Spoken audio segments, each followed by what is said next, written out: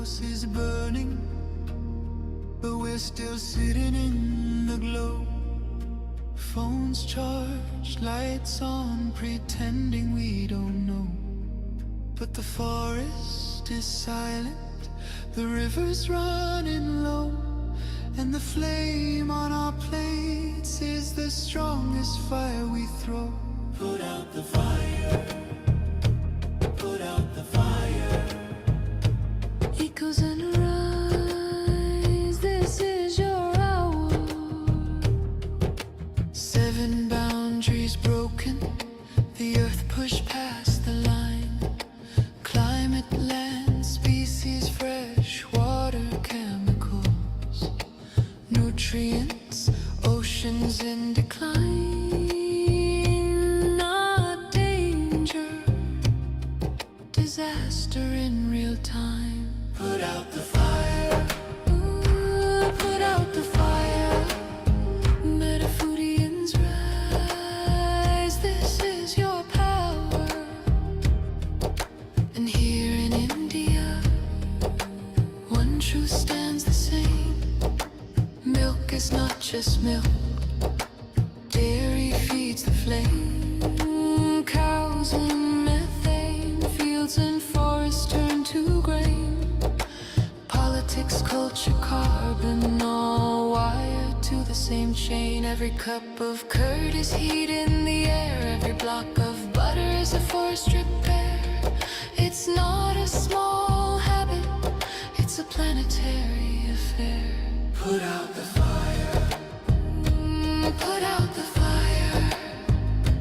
Echoes and rise, this is our hour. Energy fixes half the hurt, Dr. Rao made that clear. But food fixes the other half, the half that's burning here. Change the plate, change the land, change the future's atmosphere. Put out the fire, put out the fire. Metafoodians unite, this is your choir. Every millet, every fruit, every sapseed, every bean is water on the wildfire of a world we've never seen.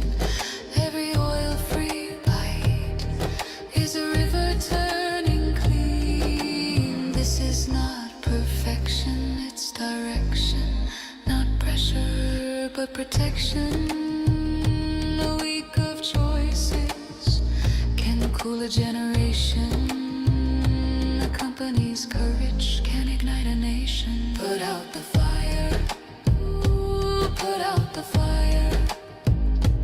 Echoes and rise, this is your hour. Metafoodians unite, Metafoodians ignite, sharing love in the metazone, lighting the path to a cooler home. Put out the fire, ooh, put out the fire. Together we rise, together we inspire.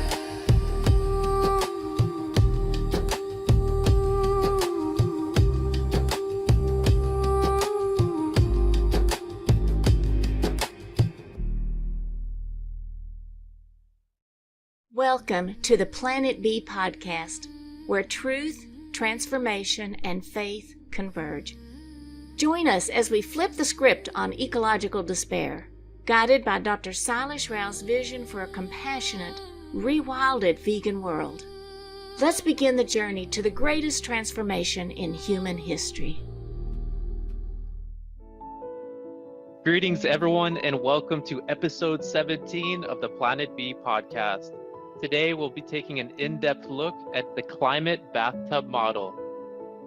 Dr. Rao, we're back again. Yes. Thank you for doing this. Yeah, this model is something that we introduced during COP26 in Glasgow. So in Glasgow, we had several press conferences, and during one of the press conferences, we introduced the climate bathtub model. It's a realistic model for understanding how to solve climate change, right? And that kind of ties into your quote that you started with. All models are wrong, but some are useful. Correct, yeah. Because a model is trying to model reality. And in reality, everything is unique. Mhm. Every leaf is unique, every grain of sand is unique, and every molecule is unique, right? But a model just lumps things together. Right. Yeah. But some models are useful, meaning they explain phenomena and they explain how to solve problems. And so in systems engineering, we use models to figure out how to solve problems. You start with a simple model, and then you can add nuances to it. Right. Which is what So you've done over your time of doing this research. You can see how it's evolved. no, not only that, the climate bathtub model, right now there are only two faucets in the model, right? There's one faucet pouring water into the bathtub from the fossil fuel engine, and then Mhm. one faucet pouring water into the bathtub from the animal agriculture sector, right? Now, when you want to create nuances, you can separate the faucets as a CO2 faucet, a methane faucet, and Right. nitrous oxide faucet, and so on.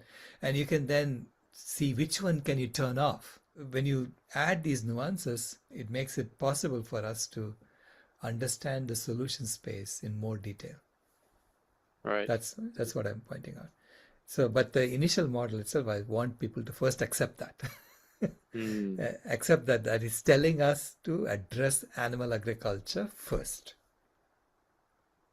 So for someone who's never seen the climate bathtub model, could you give us just a high level overview of what you're showing in this picture? Yeah, basically imagine that all life on Earth is in the form of a baby and is stuck in a bathtub that's filling up with water. That water represents the greenhouse gas concentrations in the atmosphere.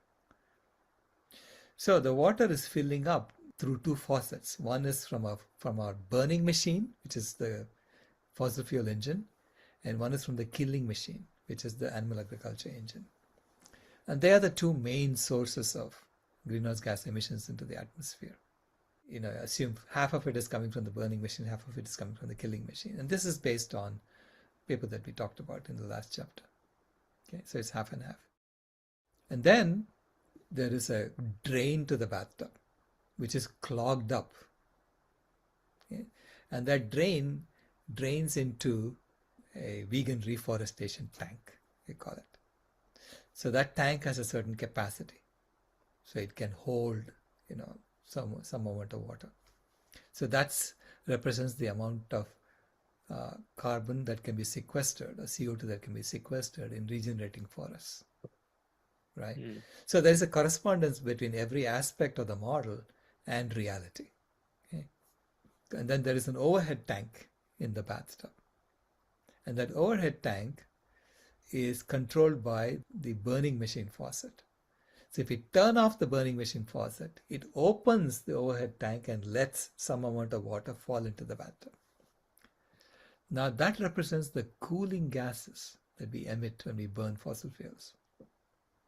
And those cooling gases are very short-lived gases. So the cooling gases like sulfur dioxide, nitrogen oxides, ammonia, and so on. And they come from burning fossil fuels. And they only stay in the atmosphere until the next rain brings it down. So they come down in the next rain. Oh, wow. I think, you get a rain within 2 to 3 weeks, it'll come down, right? So wherever the rain happens, it comes down there. If those cooling gases disappear, you're going to experience the full heating of all the greenhouse gases in the atmosphere. And right now, we are not experiencing the full heating of the greenhouse gases. The cooling gases are masking 1/3 to half the heating. That's how powerful the One cooling third gases. to half. Yeah, That's a lot.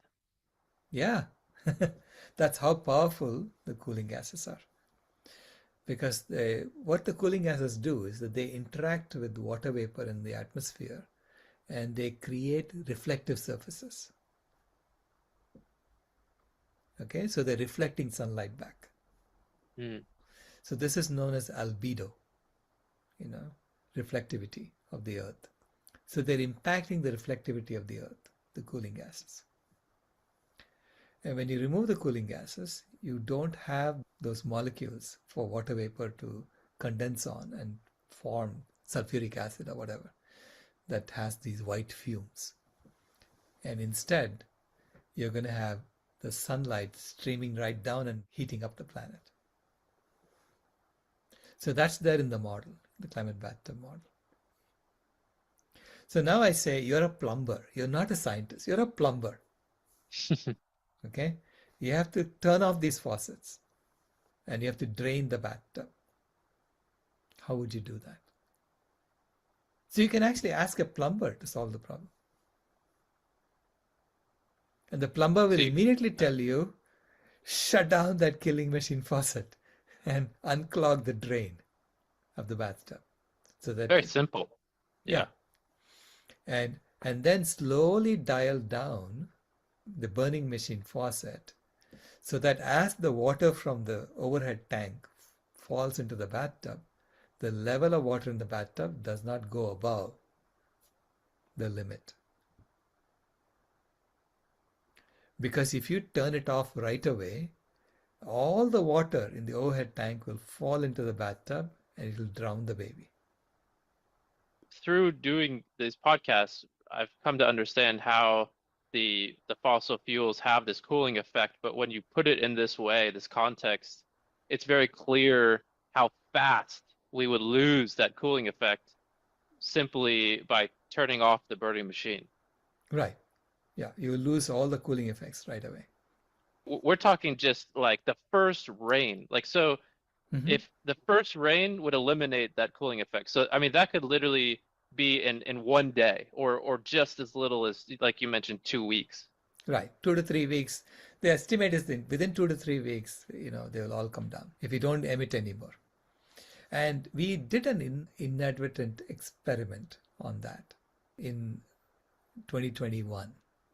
Okay, what we did in 2021 was the International Maritime Organization, which also has models for the cooling effects of sulfur dioxide and so on. And they estimated that the cooling above the ocean by burning fuel with sulfur in it was maybe 0.14 watts per square meter. That's all it's going to impact. It's very tiny. Okay, they estimate it will be very tiny. So they decreed that the sulfur content of the fuel that's burnt in ships on the open seas should be reduced to less than 1%, I think. Okay. Previously it was you can burn anything you want, Right. And people are burning all kinds of junk in the open seas because it's whatever is cheap, you burn it. And so by putting that restriction, and it made sense, right? Because you don't want a lot of acid rain falling on people. Okay, because that's what sulfur dioxide emissions does. Now, their model was assuming it was linear. X amount of SO2 would cause, say, Y amount of heating, and 2x amount of SO2 will cause 2y amount of heating. They were using a linear model. All right. It turned out it's not linear. Okay? It turned out that SO2 molecules over a pristine ocean are way more powerful than SO2 molecules over an already polluted land. The reduction in sulfur over the ocean caused a tremendous change in the reflectivity of the atmosphere above the ocean. So it caused a tremendous change in the cloud cover. All right. And this is the reason why 2023 and 2024 and 2025 are the hottest years in history. Basically, because the ships changed the fuel that they were burning, which Right. wasn't emitting so much of those gases, Right. it didn't have the same cooling potential. So that actually made the ocean hotter. It made the ocean hotter, and it made the overall temperature of the Earth shoot up in 2023, 2024. Even though it started in 2021. The reason it took so many years is because the Earth is so big and the ocean has so much inertia. It takes time for the Earth to react to a change in heating. So you change the heating instantly, okay, within 2 to 3 weeks. In 2021, we already changed the heating. But the temperature increase takes 3 years, 3 to 4 years to show 1/3 of that increase. So 1/3 of the increase we experienced in 2023, 2024, and so on, following that. And the next 1/3 will happen in 100 years.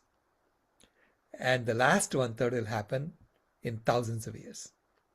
Wow. That's the kind of slow trajectory of the temperature increase that happens because of the inertia of the ocean. So we experienced the initial increase in temperature within 3 to 4 years. That was in 2023, 2024. And now it's going to go slowly. It's not like it's going to wait 100 years and then increase it by 1/3. It's going to keep going up, but slowly. All right. And then it'll keep going up for thousands of years, right? Slowly. But the good news there is, if we stop that, if we start reducing the heating on the planet, you don't have to experience the second 1/3 or the third 1/3. You don't have to experience that. You can bring it down. Right. So you can use the inertia of the ocean to our advantage. So we're not yet fully experiencing the true impact of what we have done. Right. Right? And that's true for all the heating that we have done. We haven't experienced all the heating that we have done. We only experienced, portions of it. And if we start cooling now, you don't have to experience the remaining. It'll start cooling. Which goes into unclogging these pipes so the water Right. can flow into this vegan reforestation tank. So can you share a little bit more about what exactly this vegan reforestation tank is? Vegan reforestation tank represents the forest that can come back if the world goes vegan and restores ecosystems on the land that gets freed up from animal agriculture. So we are estimating that you can free up 40% of the ice-free land area of the planet and return it back to nature, right? As well as the entire ocean can be returned back to nature. The ocean will also sequester. Now, I didn't even include that, in my calculations in the vegan reforestation tank. So things could be better than what I'm saying in the model. Nature has this tremendous capacity to heal if we stop burning down forests and start helping. And the model only uses what I can guarantee is going to happen. It doesn't go beyond that. Yeah.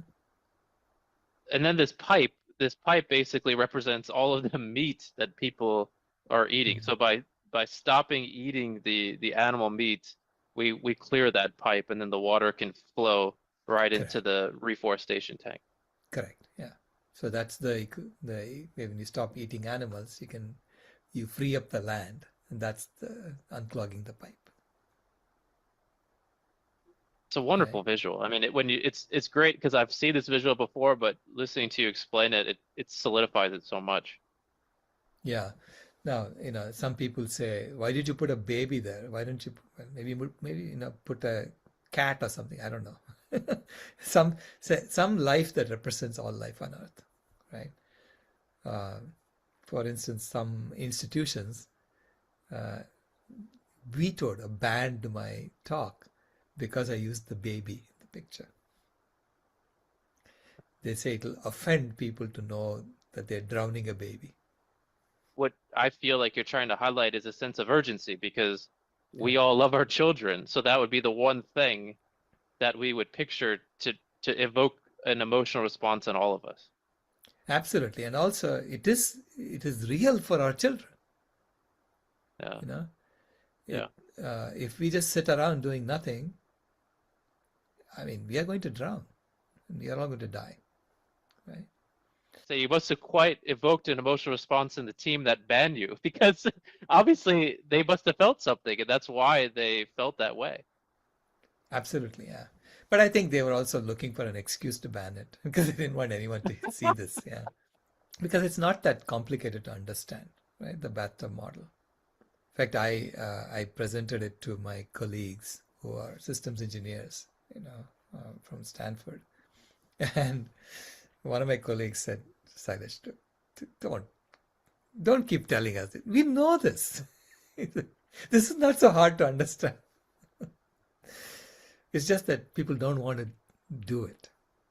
That's the problem we are facing. People don't want to do it." And I said, well, you have to know the consequences of not doing it, which is you're going to drown the baby. And once you acknowledge the consequences, then ask yourself, do you really want to do it or not? Dr. Rao, what do you think it'll take for people to change that mindset where they'll finally have to give in to not only seeing the problem but addressing it as we know is through this vegan solution? It takes puncturing of the ego. Say you are not in charge. You have not been in charge. Humans are not in charge, right? It's the human ego that needs to be punctured. Nature has always been in charge. Bow down to nature. Now, I have done this time and again because as an engineer, I bow down to nature all the time. If nature says your device is not working, it's not working. I can't say we'll pretend it's working. No, it's not working. And then you have to figure out how do you make it work. You have to come into alignment with nature to make it work. Okay, so engineers always say Mother Nature is the boss. We are just trying to figure out how to make it work within nature. And the same is true for the life support systems of the planet. We are not in charge. Nature is in charge. And nature has been using us. That's the story we need to tell. Okay? Nature has been using us, and nature is telling us, you're done with this phase. Let's move on. Do you think it's the planet A systems that are inflating the ego and masking the true solution? Absolutely. Planet A systems were built on Francis Bacon's original statement that he wanted to use science to control nature and shake her to her foundations. Well, I'm saying you shake nature to her foundations, you're going to be rattling the teeth in your own skulls. Right? You're part of nature. So what do you mean you're shaking? Gonna shake us right off the planet. Right. So that's what this model is saying. You know what to do if you want to save the baby. Okay? Nature is showing us there is a way out. And that begins by acquiring humility. Yeah. And that is the spiritual and cultural transformation that we are going to be talking about in the next chapter. I like that. That was a smooth teaser there. Yes. So Yeah. Dr. Rao, is there any final words you'd like to share for episode 17, the climate bathtub model? Yeah, it's a simple model that any school children should be able to solve. And it will tell them what they need to shut down first. So please use this model. And you're welcome to change the baby to anything else, just redraw it. But represent something that everyone would want to save. Maybe a puppy. Very good. And please make this common knowledge, because I want everyone to understand that there is a way out and this is the way to do it. And it also shows that on the way out there will be some difficulties. We are going to experience this level of heating for a while as we solve the problem. All right. Well, thank you for that, Dr. Rao. And just to remind everyone, the climate bathtub model image, Dr. Rao's books, the research papers are all found free at climatehealers.org. So we encourage our viewers to go and explore all of this on their own. And the books have all of the citations and evidence for where all the numbers are from. So it's great education for all of us. So thank you so much, Dr. Rao. Thank you all for joining us today. We hope you join us once again for chapter 18, where we go into the need for a spiritual and cultural transformation. Have a wonderful day, and Planet B signing out. Thank you. This has been a podcast from Planet B, where moral progress switched into high gear. If you haven't moved here yet, we thank you for visiting.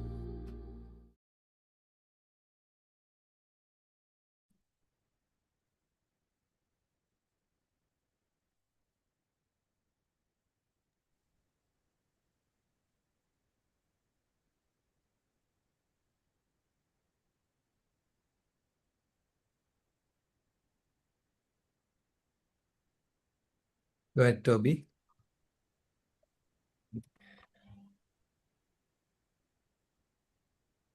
I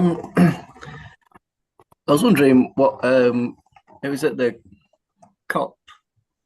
I'm not sure which. Yeah, it was the COP in Scotland, wasn't it? Where you Glasgow. presented COP the bathtub 26. model. Yeah. 26, right? Mhm. And can you explain a bit more what happened there? Because I've seen the video a couple of times. There's not many people there, and Yeah. describe what happened. So basically what happens there is you reserve as an NGO, you can reserve a press conference slot. Then you have to create flyers, and then you have to go and try and convince the press to come. But as soon as they see that it's about animal agriculture, they're all trying to run away, so they don't want to know, So we have difficulty getting the press to come and listen. Right? Because I think they all know.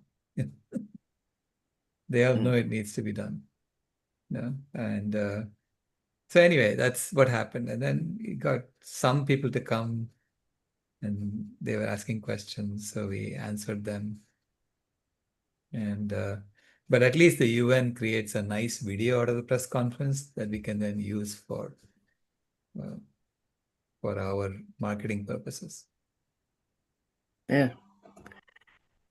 It's I've done a slideshow and trying to break it down and present the bathtub model. I've not completed it yet. I've been focusing on other things at the moment, but I was wondering more about the sequestration as well of the CO2 in the soil and in the you say a third of it is in the soil, in the roots, and in the plant matter. Right. That's correct, right? I guess we went over this last episode, but when I research about it, it seems to always say there's way more in the soil. I guess that's just correct. Right. But that's because of the roots that were there. Not only roots, but the soil itself has carbon, in a forested environment.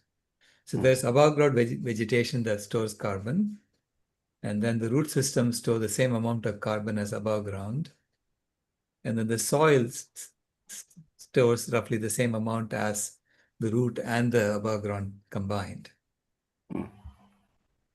Okay. Now the soil's biomass, the carbon, came from photosynthesis. Basically, the tree dropped leaves and then that composted and became soil. So it accumulates over time in the soil. Right. So there are ways you can increase the sequestration in the soil by doing aggressive pruning of the trees as they're growing, and then mulching the pruned biomass and storing it and putting it in the ground. So there are techniques to increase the soil carbon that way. That's one of the arguments that regenerative agricultural folks say. The ruminants are chewing the grass, which then puts more of the sugars through the roots and stored. Grass has very little carbon. It has to be trees, right? Store carbon. Right. Grass, the grass, the cow comes and eats it. And then the grass is trying to regrow. Then the cow eats it again. So there's only so much you can store, with that. Now, if they allow the forest to come back, okay, that's the right way to do it. If you do regenerative grazing and then you allow the forest to come back, then I say, why did you cut it down in the first place? You cut down all the old growth forest and now you're trying to bring it back. And so why did they cut it down in the first place? To displace all the wild animals that were there. So to clear that forest from all the wild animals. And then in the pasture maintenance fires, they keep chopping down anything that's growing that the cows did not eat, and they reburn it. And that's how we have been maintaining pastures. Now, regenerative agriculture is saying, okay, we won't burn. We won't do the pasture maintenance. We let it come back to the wild. But as soon as another wild animal comes in, they want to kill it. Right? So then they have this maintenance problem over time, if they bring the forest back. Right? Because wherever there is food, the wild animals will come. They will say, oh, I can live there, because there is food there. But then you don't want the wild animals to come because they're competing with your cows. Right. Okay. So as soon as the wild animals come, they call the Bureau of Wildlife Management in the US and tell them to come and shoot the wild animal. Okay. That's what's going on these days. Now, this is pasture maintenance, right? So the regenerative people are sort of, they're very confused. They don't know whether to go back to the forest or keep it here. Right? The fact of the matter is, according to the models, the 37% of the land that are grazing lands today only store 53 billion tons of carbon. The total is 2,150 billion tons of carbon. Okay. Right. So if it is that low, and that's from an IPCC model that I got that number from, where is the storage that these regenerative people are talking about? Yeah, they say it's through making their own compost, apparently. But Yeah. I don't know how that also releases CO2. Maybe it's a level playing field. I'm not sure. Yeah. No, there have been lots of papers have been written on regenerative farming and how regenerative animal farming does not show results as they claim. And it's become like a tautology, people will say, you're not doing it right unless it's storing carbon. So the answer to anyone who's saying, oh my God, it's not working is, you're not doing it right. And if you ask them, so what is the procedure for doing it right? They say it depends on the situation. There is no procedure. So they make you chase your tail going round and round. I was thinking that we want to use the sun's energy as much as possible. If we're just forgetting about using photosynthesis or energy from outside of the planet, we're basically looking to make these changes using like perpetual motion machinery kind of idea, where it can kind of just, we're supposed to use that as much as we can to be able to sequester the CO2. Right. And the best way to do that is through trees and as the main pump. So yeah, use the sun's energy as much as we can. I think it's probably the best thing to do, isn't it? Absolutely. Naturally. Yeah, absolutely. Thank you. Sure thing. Bram? Yeah. Yeah, I'm sort of amazed by your model. It's such a simple model, and that nature, it's a miracle, I think, that nature gives a simple solution to us. While, because we have tried as in our laboratory where I was working also modeling about making it, trying to get this enormous nature with its complexity to put it in numbers and thousands of numbers and have the biggest computer we can get. And we don't find a solution, but he learned something from it for sure. But it has some success. But it is that was already amazing. I think that you could get models which are roughly correct for modeling with these thousands of grid points in all directions. But it's, nature is so beautiful that it gives us this easy solution which you could find. It's that people, scientists don't think it. You can't be so simple. It's so simple. It can't be a solution. Right. You have to make it more complex. Right. No, I understand that uh, it doesn't reflect all the nuances of reality. But you always start with a model, a simple model that works. And then you start adding refinements to that model. I always go the other way, as a systems engineer. I start with something that I know I roughly get, it reflects what is happening in reality, roughly, and it works. And then you add refinements and you see now which one, how do you still make it work, right? So you can break it down into different faucets, one for the methane, one for the nitrous oxide, one for the carbon dioxide, and so on.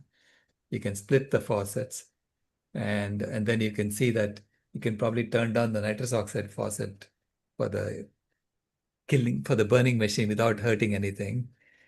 Things like that you can do, right? And or you can split it into the natural gas faucet and the coal faucet, or you can split it according to the source, and you see which one can be turned off quickly, right? So these nuances can be added to the simple model once people start accepting the simple model, right? And then you make more complex models, and then you can actually do the implementation. Yeah, that's very, very interesting because at our lab where we did this work with a lot of computers, we had also a visit from the Club of Rome. They came and they wanted to work together. It's a simple model they had, but our director thought it was not simple. You can't do it that simple. It doesn't work. Yeah. But eventually, the predictions of the Club of Rome were very accurate, Correct. in spite of the enormous simplicity of getting all the economics and everything in there, which was very simplistic and Right. not acceptable. But still, they worked. Right. So Yeah. it's amazing how this can be. Yeah. Nature is beautiful. Thank you. Thank you. Deepak?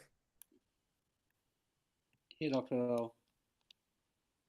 So, this one thing I don't know, someone mentioned to me that algae or algae, as someone would pronounce it, could be a solution for sequestering carbon because trees take a lot of time to grow to that maturity level where they can like fully sequester carbon.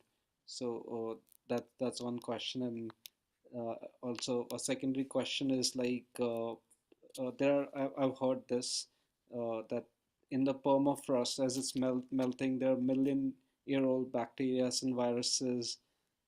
So that's supposedly gonna be the next pandemic.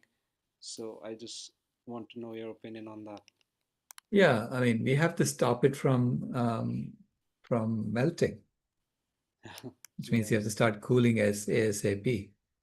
right? And sequestering, it wasn't, see, the solution, I'm a systems engineer. I'm looking at all 7 planetary boundary transgressions, not just how fast can I suck down the CO2, right?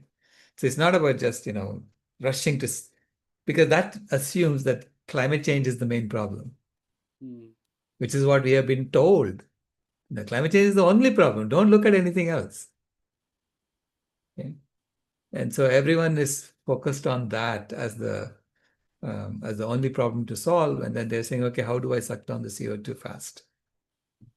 And when you look at all 7 of them, you have to restore the original ecosystems. No, I know it's hard, but you have to do it. Right? And that's how you solve all 7 problems, including chemical pollution, including biodiversity loss, and all of that. And so we have to do that anyway. If algae is going to help us, well, let it do that on the side. Okay? Because we are looking for ways to cool the earth as quickly as possible. It's not good to leave it at 1.5 degrees, and then see what happens. They're going around measuring how fast the Thwaites Glacier is melting now, because it could just break off and go into the ocean, and then it'll be like opening the spigot for all the other ice to come out of Antarctica and fall into the ocean. The albedo effect will take over then. Yeah. So we have to cool quickly, but we have to do all these other things also. This is why I'm focused on reforestation and vegan rewilding as a solution.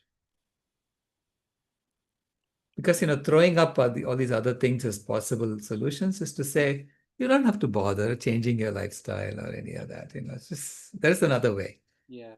There's a techno fix. Just take a medicine to fix the symptom. Right. Yeah. It's the metformin for diabetes approach. Thank you. Ray? Hi, Dr. Rao. Love the bathtub model, and I was so excited when it came out. And I thought, this is something that can't be ignored. Right. Yeah, I feel it has been ignored. And you're talking about when otherwise intelligent people retreat from this. It must mean you're onto something, right? If environmentalists can find any variable or data point in the model that they reject, then they reject the whole model. And I just want to offer you a metaphor there, or a phrase: they're throwing out the baby with the bathwater. Right. I can test that one detail there. Therefore, don't listen to Sailesh Rao. Right. I reject that one idea. Therefore, Sailesh is debunked on the bathtub model. Right. Whereas I don't think there's been sufficient conversation on this. And what productive conversations have you had with the climate community about this model? I mean, they don't want to see it, okay? Because I'm pointing out to them that the solution that they have been chasing is going to make things worse. Okay. Ignoring animal agriculture and just focusing on fossil fuels is going to make things worse. What's the most contentious? Is it the tank at the bottom that No, the tank on the top provides this?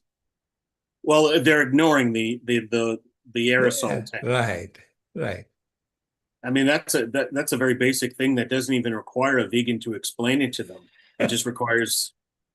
I mean, I think the 9 planetary boundaries illustrated quite well that there's a whole bunch of different interrelated problems. Hey, how about that aerosol category? Yeah. And then they will talk about the pollution that's created by things, because there's a lot of pollution involved in burning fossil fuels. But that pollution is also the reason why it's not the best solution. It's not where you start. It's where they start because there's a market that will drive it. Right. Yeah. They start there because that's where the light is, you can only look under the light in the system.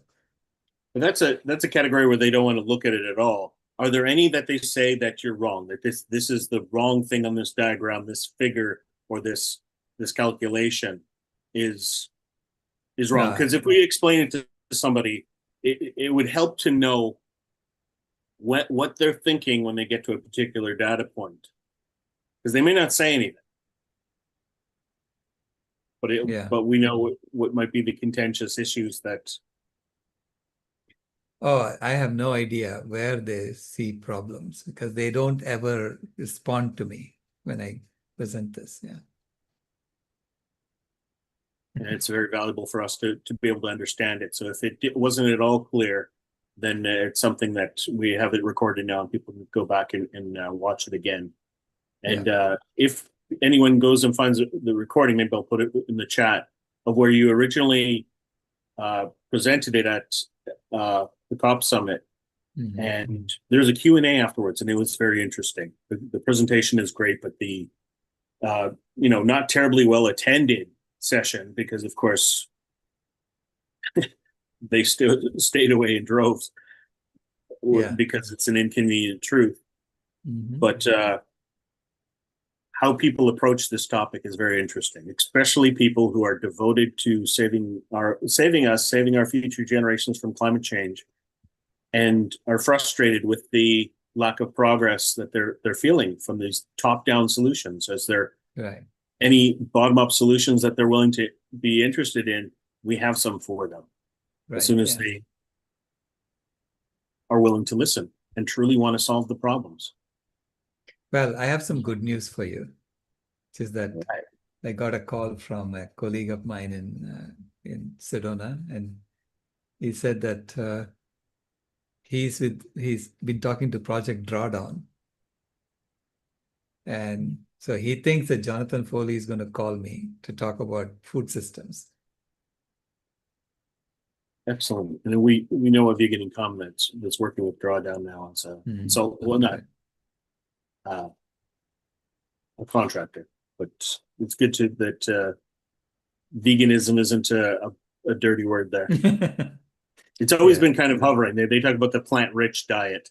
Yeah. And the mechanics of it is reducing our meat consumption by half. We can imply any measure of this plant-rich diet, double it, and that's the vegan solution. Right. And then it makes it by far the best of their 100 different solutions that they examine. Right. I mean, we are saying that it's not just making it plant-rich, it's going all the way. It's because you have to address the foundational issues. And they do that with the other solutions. Like they're not going to say, let's try to reduce the number of the amount of fossil fuels. They want to eliminate. You measure what you eliminate. Right. If we eliminate fossil fuels, we'll have this accomplished from a carbon standpoint. You measure that. You don't shy away. You don't go, well, I don't know, everybody's not. But what about backyard barbecues? People use charcoal.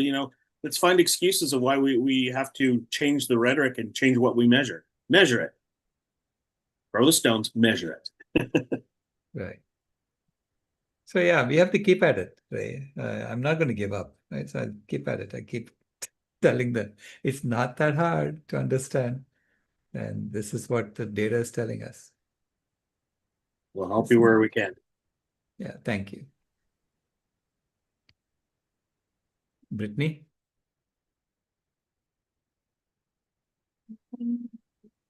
On the cooling effects with aerosols, and it was showing about the deserts where the sandstorms lead to cooling effects, and that's why I kind of worry about the greening of deserts idea I brought up is last night, is because I heard that the Sahara Desert, because it's a desert, it nourishes the Amazon to allow for such a forest to exist.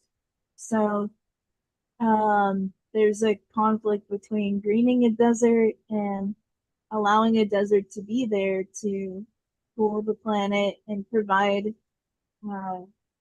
rich forests in the first place. So it's like, which way do we go? I'm kind of thinking maybe there's a way to do both, where kind of look at the which direction the sandstorms go, and then not put anything green there so that the or whatever gets nourished by it can grow, and then you green other areas. But I don't know, it doesn't seem right because the smaller the desert will be, the smaller anything that benefits from it would be. So why would you plant trees if you could just allow the trees to grow from a desert? So what are your thoughts? No, my thoughts, look, there's a paper that let me see if I can find it. I'll post it in the chat. It's a paper that talks about the North African monsoon.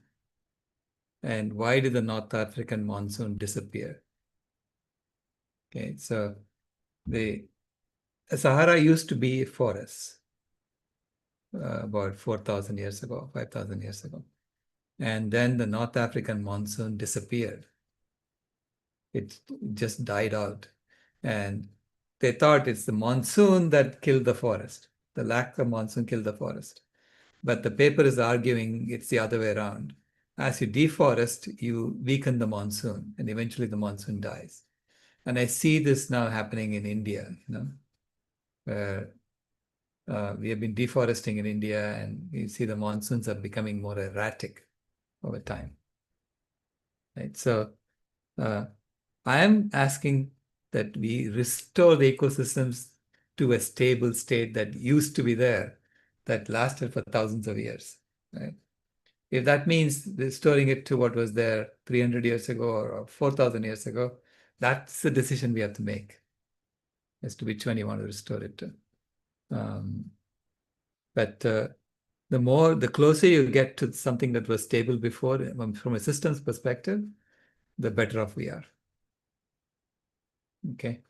Now, within that, there are nuances, like you point out. Maybe you can choose where to reforest if you need to reforest. First of all, I'm right now only talking about regenerating forests, regenerating ecosystems on the land that gets freed up from animal agriculture. And I know that the Sahara is not where animal agriculture is prevalent at the moment. It's on the edges of the Sahara. That's where you need to reforest first.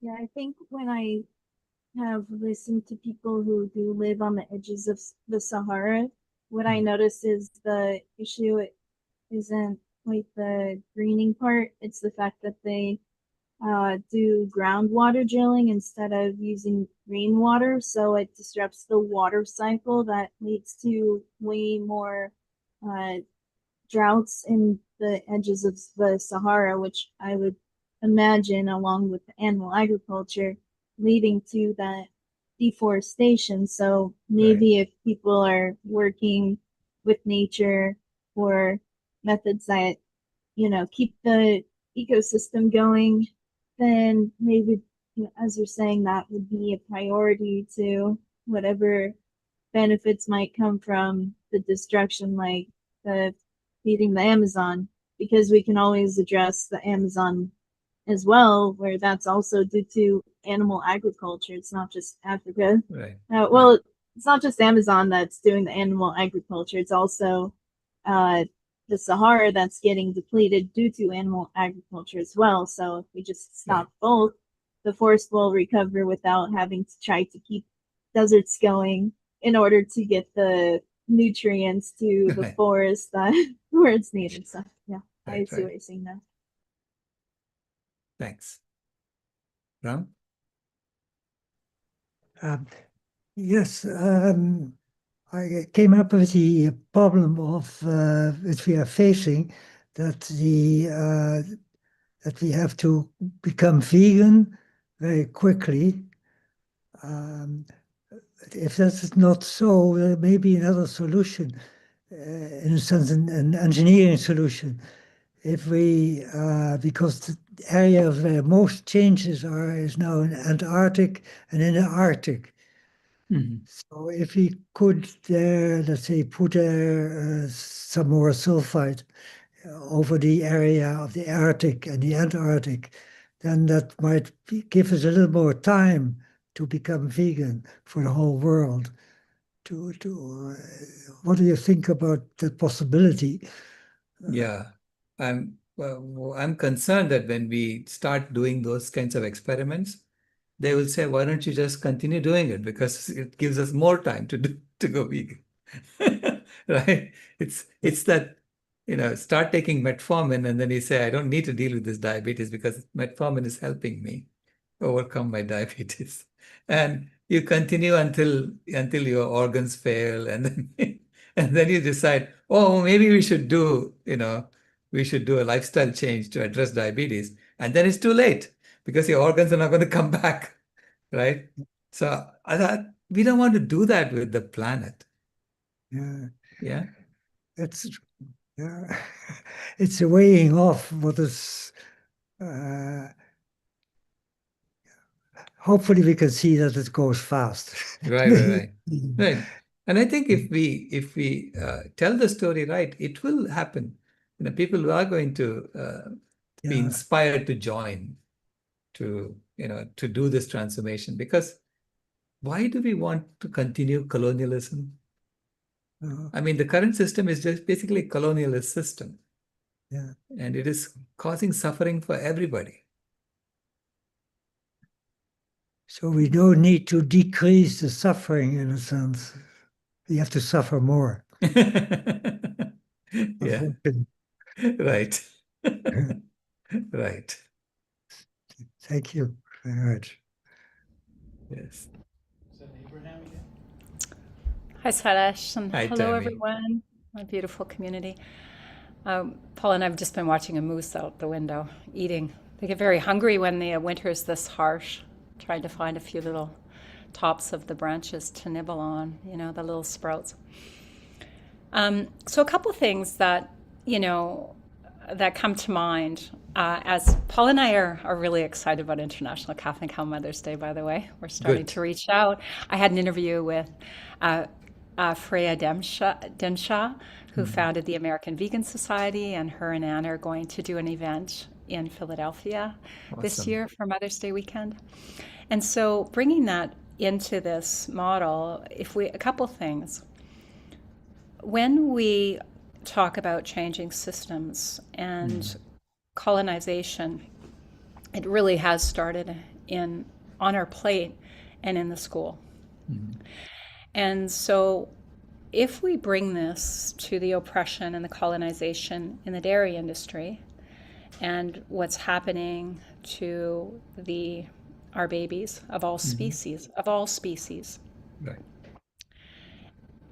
and we start allowing children to be able to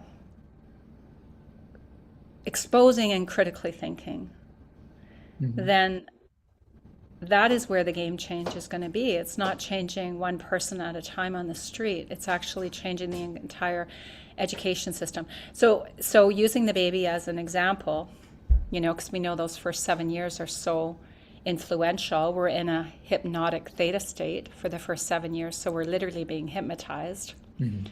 So starting as a baby, learning a whole new way. And that starts with not giving children dairy. Absolutely. Absolutely. Yeah. I So mean, can you dairy talk is key. Yeah. Dairy is key, and actually the Trump administration is confirming our analysis. Just look at what they did in the last few days, right? So first it was, threatening to go grab Greenland, okay, to protect the sea routes, the trade routes that are going to open up once the Arctic ice melts. So they're all planning for what happens as we continue progressing in this system. Okay? Who's going to still own, who's going to still be the most powerful country? And so we need to protect the trade routes, the sea routes. So that's what that is about. Simultaneously, they are pushing oil and meat and eggs and dairy in the food pyramid, the inverted food pyramid. Okay, they put all that in there. So it's like a regressing of that. And then he had a press conference to promote whole milk now being offered to school children. So it's a White House press conference with kids there, and and I'm saying he's confirming our analysis that dairy is the foundation. And this is why every nation promotes dairy. Dairy is the foundation, and tackling that foundation, you're like Samson, pushing those pillars, dairy and eggs, so the entire thing falls apart. So more power to you, Tammy. Well, to us. Yeah, more power to us to make that happen. Yeah. I saw the form you created for submission of recipes for Mother's Day for the Milk of Human Kindness. Yeah. I think that's going to be an amazing and beautiful cookbook. Yeah, and Reverend Beth Love will be on next, and she has some incredible books. She's one of the grandmothers who has created an amazing foundation, Eat for the Earth. So there's going to be Beth might be listening, but there's going to be some amazing recipes from Beth in there as well. So this is whoever's on here today. Please put your name in the chat if you'd like me to send you a submission to share. The book is going to be called The Milk of Human Kindness, based on an interview with Freya Denshaw, the co-founder with her husband of the American Vegan Society that began in 1960. And that's what she calls it. And so we're going to move forth with compassion and saying the most compassionate act we can move forward on is stopping this perverse separation of the 22 plus million calves that are separated from their mother, just in the States alone every year. That's not even internationally. It's over 1 million that we know about internationally that are removed from their mother so we can have milk. And Freya, when the interview comes out, it was a beautiful interview with Freya. She's just so beautiful and gentle. And she tells a story of a friend of hers that just wouldn't go vegan. She was vegetarian. And one day she was going for a walk down the country road, and she heard this cow on one side of the road mooing, and her calf was on the other side calling back. And so she went and asked the farmer, how come, the calves are separated? He says, well, then, so you could have milk, lady. That did it for her. And that was it. Good. Just like that. So. Yeah. I know. It's such an absurd food system that we have created. So bringing it through the root of compassion, because humans would be appalled if somebody came and snatched our baby off our breast while we were nursing them. Correct. That is just the most perverse thought in the world. So let's clean this up this year. Let's clean this up this year. Let's do it through the root of compassion for the grandchildren of all species. Yeah. And for human beings also, we are all suffering. So many of us are hungry. So many of us are getting chronic diseases. These are all two sides of the same coin. So it's compassion for all of us. Right. And that's the grandmother's pledge. When they say the grandchildren of all species and their homes, we gather together for the grandchildren of all. We're including humans in there. Yeah. Thanks, Tammy. Thank you. Allison? Yes. What a beautiful discussion today. And I'm so glad that we had an opportunity to get to know the bathtub model so much better. I think everyone knows now that we're on Saturdays doing project reports, because we do have a number of many actually projects that are being worked on to create a vegan world. And 2 of those projects will be reported on now. The first one is Deepak Gaya Gayen's project, which is connecting seeds. And I see he's here and ready to present. Awesome. Yeah. So after his project update, and maybe even I asked him if he could do an overview of his project also, we'll have some time for questions. So I'll go ahead and bring Deepak up. Perfect. Thank you. There he is. Hey, Deepak. Deepak's joining us from India. Hey everyone, sorry, the lighting is an issue, so that's why the camera is how it is. Also, can you either get a little closer to your microphone, or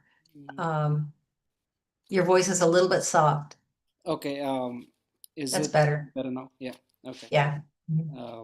So yeah, I'm sorry for the camera. It's pretty grainy as it shows to me.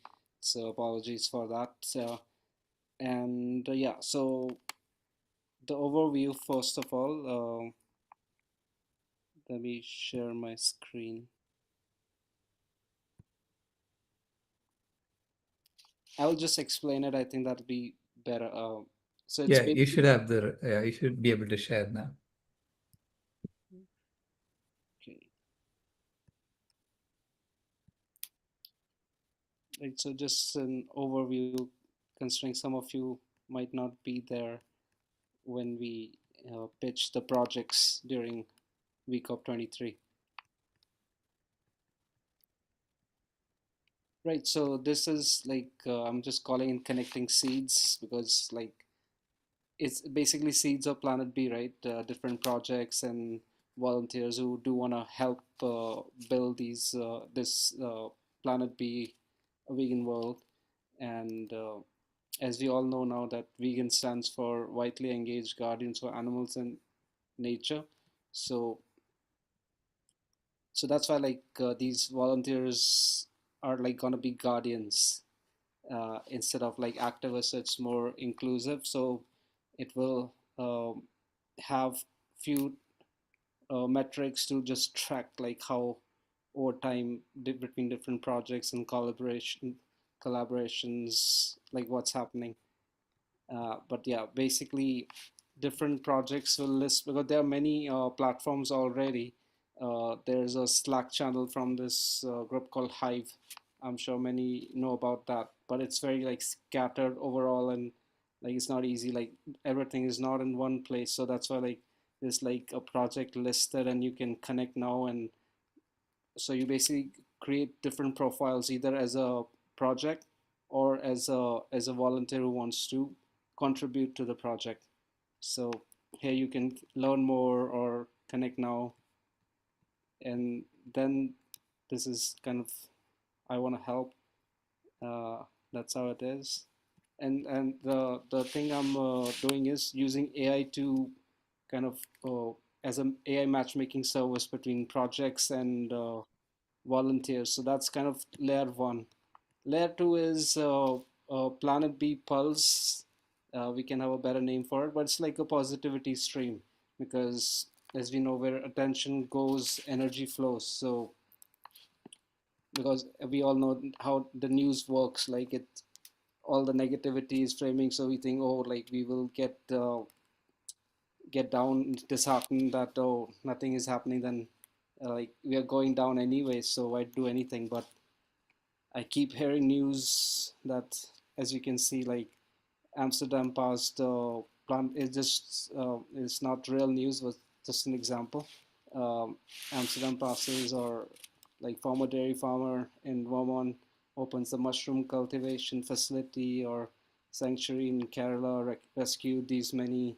Kerala is a state in India, by the way. 45 cows from slaughter, now thriving in a rewilded pasture, which is like which is what Planet B will be. So that's what it is, and eventually, maybe who knows, even AI-based 24/7 Planet B radio, which can even, because some people are better reading, some are better listening, so both of those are an option. And then there's this Ask Gaia, which is like AI, which will, okay, I want to do something, I want to go vegan, So it's just like an AI trained on vegan data, whether it's like Dr. Rao's papers for the climate side or the health side, like vegan data, vegan health studies, which is like there are plethora of those now. Like there is no doubt that a whole food plant-based diet is a solution for everything. So that's kind of an overview. This is kind of a user journey, as you can see, like from discovery to a response to connection to action and then impact. So that's kind of an overview. Now, in terms of there's just more details, but yeah, I think that's all kind of what the overview was. I hope everyone got an idea. Now, in terms of update, right? So I'm not like a tech builder, but in the last 1 month or so, I've been learning from this AI-based cohort, which is at the intersection of AI and animal advocacy. It's called Electric Sheep or Future Kind, one of the two. So I've been learning. So till now, it's been mostly theory, but now I've just gotten connected with some collaborators, and now I'm starting to work with them to actually build the AI. Oh, by the way, one thing I'm sure many of you know about effective altruism. So I got to pitch that. Like I just got selected. I was one of the 4 people to pitch.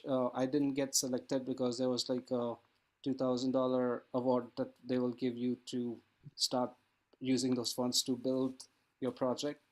But I was able to get the idea out there, even because it's not like a vegan platform. So I was able to uh, talk about Planet B, what Planet B is, and of course this project. And I got some learnings there, like what platforms already exist and how I can sort of stand out, like what's my unique value or unique value proposition. And yeah, like that's about it. But I like my date was to launch by first Feb. So like just at the end of January, which like 2 weeks are left now for that. So I hope to like present something, show something real, so people can start like creating accounts, volunteers as well as uh, different project founders. So yeah, that's kind of what's been happening in the background. Yeah, and soon I will be able to invite collaborators, because marketing is the real marketing and testing the platform would be the two different two real bottlenecks to kind of get it out there. Yeah, yeah, thank you. That was kind of a short update.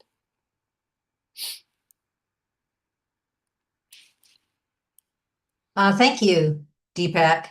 Yeah. Thank you so much. Yeah, it's helpful to see the website to understand how it's going to work. And I know there are other people here who have projects.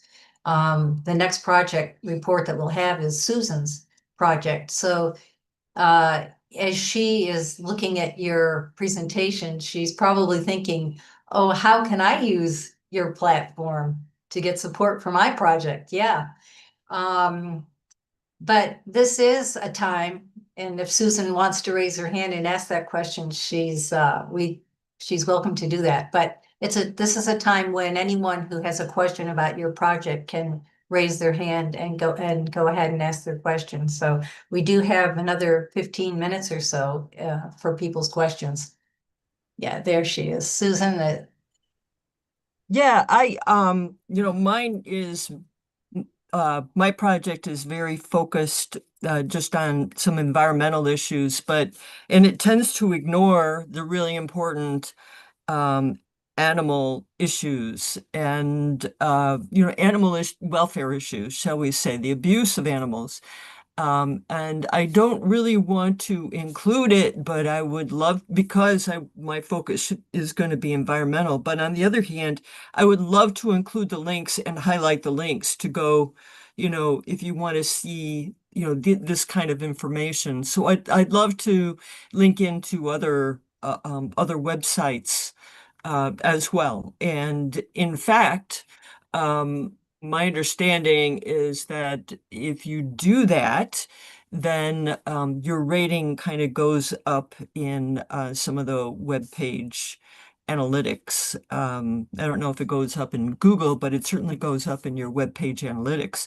So, that's a positive. I definitely see that as a positive thing, and I would love to see more of your webpage. Just curious, could you tell me where it is currently located? So it's currently in like that was just a prototype. It's not like currently built. So I would definitely share with the community once it's. Okay, that makes sense. I know exactly where you are. It took me about a year to get up to where I am, just yeah. So good luck with it. Yeah, thank you.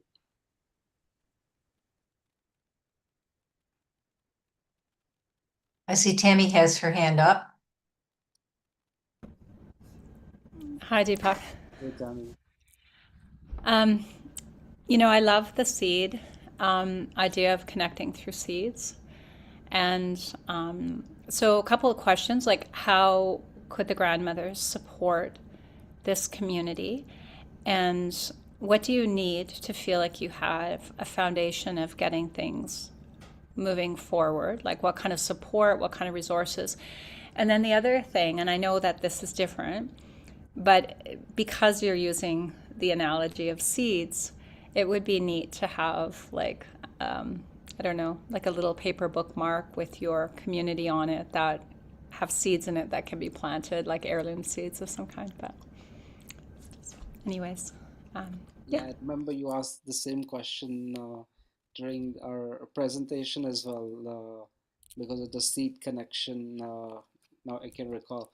So how you can support, one is once the platform is up, list your kind of project on there and whatever help you need in terms of skills. I know you need some help, which of course, in terms of skills, or maybe just in terms of time, right? Like maybe someone, all they can do is devote 10 hours a week towards like building this calf and cow of mothers. So that's one way to help. And what was the second question? so what do you feel you need for support to get your platform on the ground? I think the most important thing is like testing the platform, like, and then of course like spreading it around, because there are many platforms, but from a specific Planet B perspective, it's gonna be the first one. Like it's a collaboration hub, right, where different projects can collaborate with other projects, or projects volunteers who don't know how to help, so they can at least give their time and skills to the project. So the testers and the marketing is like the two major things, as I said. Kind of like mycelium. Yeah, exactly. Yeah. And Deepak, just a little suggestion. You're so comforting and soft spoken, but sometimes it's really hard to hear you, like your energy. Could you just speak up a little bit more when you're presenting? I just find it a little bit hard to hear you sometimes. Yeah, sure. I don't know if it's a tech issue, but I will fix it next time for sure. Okay, yeah. And Susan, I was just going to say maybe you could join the Million Vegan Grandmothers. And our platform is to bring animal liberation, but in with compassion, because of the love we have for our children and our grandchildren, to bring it to all species. So it's a based on the grandmother compassion love. My grandchildren aren't being raised vegan, and I'm certainly not going to love them any less. So it's like loving all and feeding all, but to bring awareness through, oh, look at that poor baby, look at that, as opposed to us murderous souls. So, yeah. Thank you.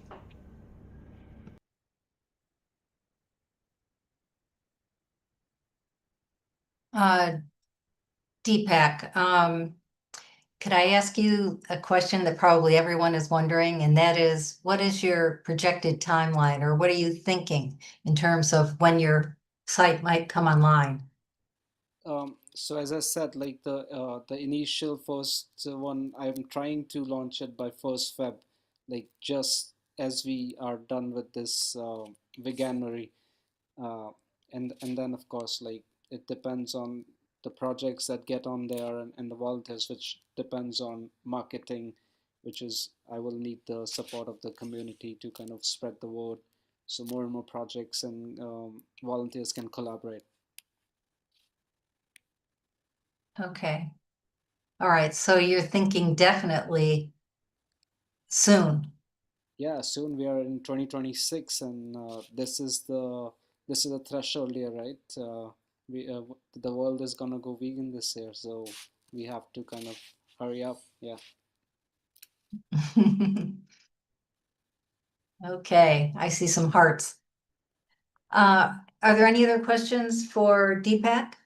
Or Deepak, do you have any additional comments? Oh, Brittany's raised her hand. All right, let me go ahead and unmute Brittany. Do you feel that your project connects with my project and that you would possibly build some part of the platform for it? Yeah, that's what I'm trying to do. Yeah, I'm just getting into the building phase now. Yeah, because from where I was working on my project, I noticed that my project is kind of like a social media platform for projects, but not for the very people that would contribute to it. So having that platform that shows who's contributing and how and what and their availability and the matches to the projects, I feel would be great. I was wondering if we're able to connect a little bit more on it so that we could kind of coordinate a little bit better. Is that okay? Yeah, absolutely. I think all projects connect in some way, right? As Tammy said, mycelium, so that connects to everything. So absolutely, yeah. Well, when you have either something put together or you want to brainstorm or something, just let me know. Yeah, yeah, absolutely, yeah.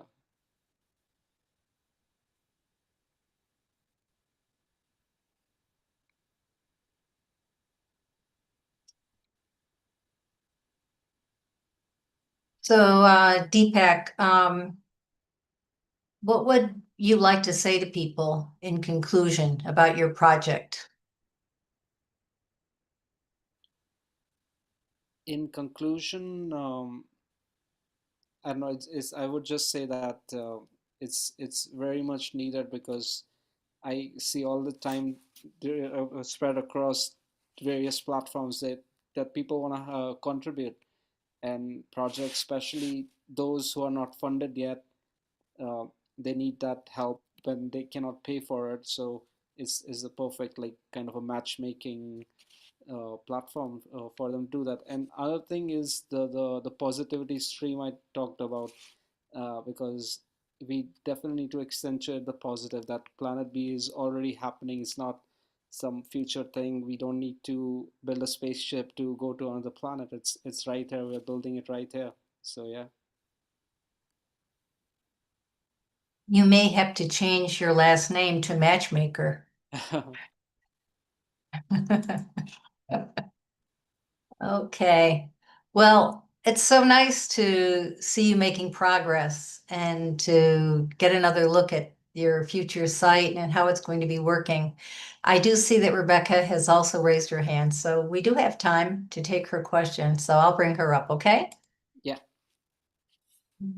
Rebecca? Hello.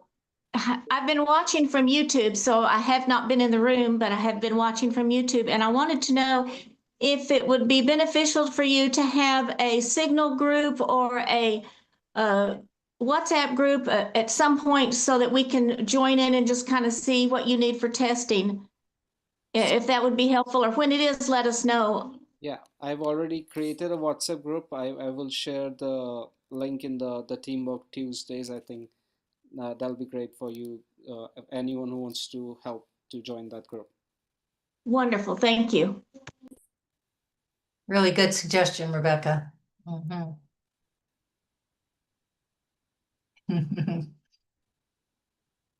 Okay, so should we bring Susan Link up? Susan has a project which I'm so curious to learn about. It's called Green Living Quantified, I believe. Let's bring Susan up. Hi, yeah, can you hear me? And I'm gonna try to actually share my screen to start with. We hear you perfectly. Okay, well, this is part of what I was looking up, but there's something Yes, else, we but here see. we go. Green Living Yeah. Quantified. Okay, so let me go ahead and minimize that. And this as I mentioned, I've been working on this for about a year, and one of my main focuses is um I've had friends that said, why are you building your own website? And it's because I've had a heck of a time trying to work with environmental organizations who only see fossil fuels. And so, the idea of diet is just thrown completely out. And, it's not the first time this has been mentioned in today. So what I have done is I've said, well, okay, most people are not willing to look at diet, but I'm interested, let's show them different ways quantified, how much difference you can make by actually doing something like working with home energy or saving electricity, low impact diets. And I'm as a scientist, I'm a PhD. I'm working entirely with data, scientific research where it currently is. And it's not, unfortunately, it's not where, in fact, I have actually published a paper with low impact diet because I was not happy with what I saw. So in any case, one of the things you can see on the home page is that ways to save electricity is 1/2 to 3+ tons. Low impact diet is 2+ tons. Now this is conservative. Personal transportation is 2 to 3+ tons. And then sustainable gardening has other advantages, but is not necessarily for the average person who doesn't have acres and acres. So this is really personal impact. So what I'm going to do is I'm going to go through each one of those categories, but really spend most of my time with low impact diet. But I am going to go over one or two areas in the other places just to show. Well, actually, let me start off with calculate your footprint, which is where I intended to go second. And this shows, there is a Excel spreadsheet. This shows total vehicle, what the average American, this is with greenhouse gases, is about, the average vehicle is about 4.5 tons of greenhouse gases per vehicle. Total heating in the United States, so this is assuming natural gas, is about 3 tons per home. Total electricity in the United States is just over 4 tons per home. This is all stuff I've been calculating, I'll show you. And total diet, this is per person, is 5 tons per person in a family. So obviously, and that's obviously conservative. So let's go through just some ideas here with Save Home Energy. You can see that there's a number of things that can be done. Now, the reason I'm doing this is because I know there's going to be a lot of people who are not going to listen to that vegan idea. But if they'll do something, do something that makes a difference, and do something monitoring the difference you're making and being aware of the difference you could make if you did some other things. So part of what I have here is conserve your energy use, which actually goes to show this is natural gas fuel. Obviously, us in the northern climates, our homes are gonna be, on the higher end. And you can perhaps see your own. This is, like I said, for natural gas. It is the average. This is for an average home of 1,500 to 2,000 square feet. Um, and with the average US being about 1,800 square feet.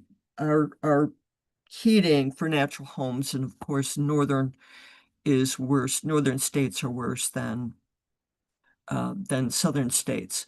So the way the web page is generally set up is that there is my experience, which basically provides a motivation, and it also provides a more personal aspect of what happened when we did this. And then there's a table of links of different things that you can do in order to address that area.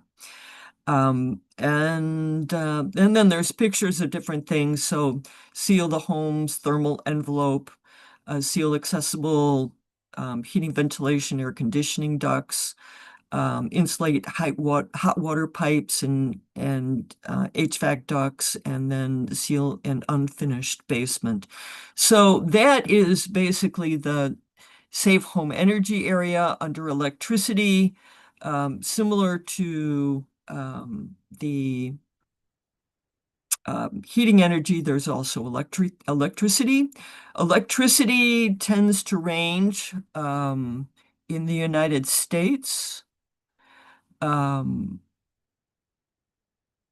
Average annual greenhouse gases per average household average nearly 4 metric tons, ranging from 133 kilograms in Vermont to 11 tons in West Virginia.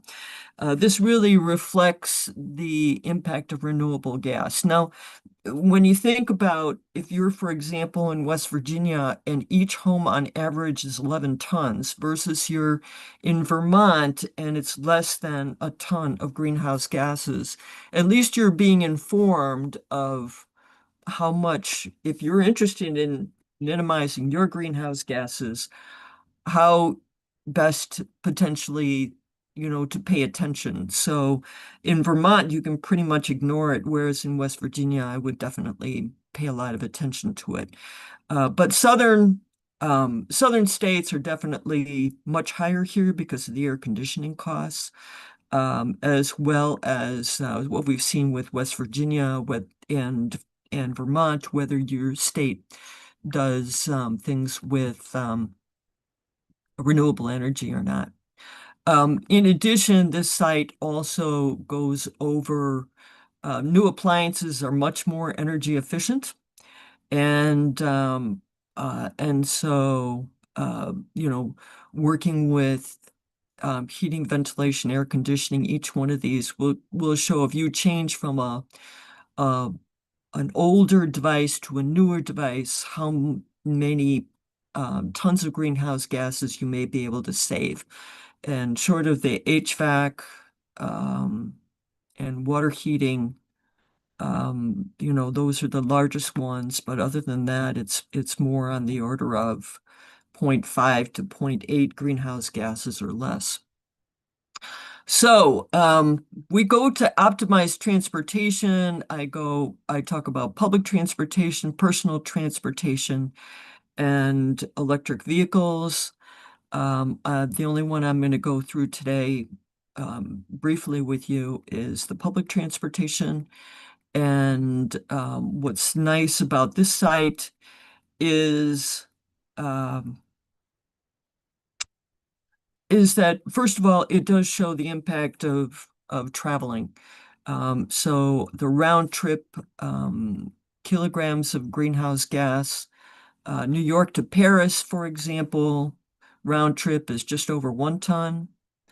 New York to Los Angeles, round trip is most of the way to 1 ton. In addition, it shows the kilograms of greenhouse gas per mile, what the rate is on a per mile basis for the average passenger car and buses, Amtrak, and air travel. So that you could feasibly calculate your own, but you can also use my spreadsheet, which does it much easier for you. So that is optimize transportation. I'm going to briefly go to sustainable gardening just so that we can hit up the categories before I really go into depth into low impact diet.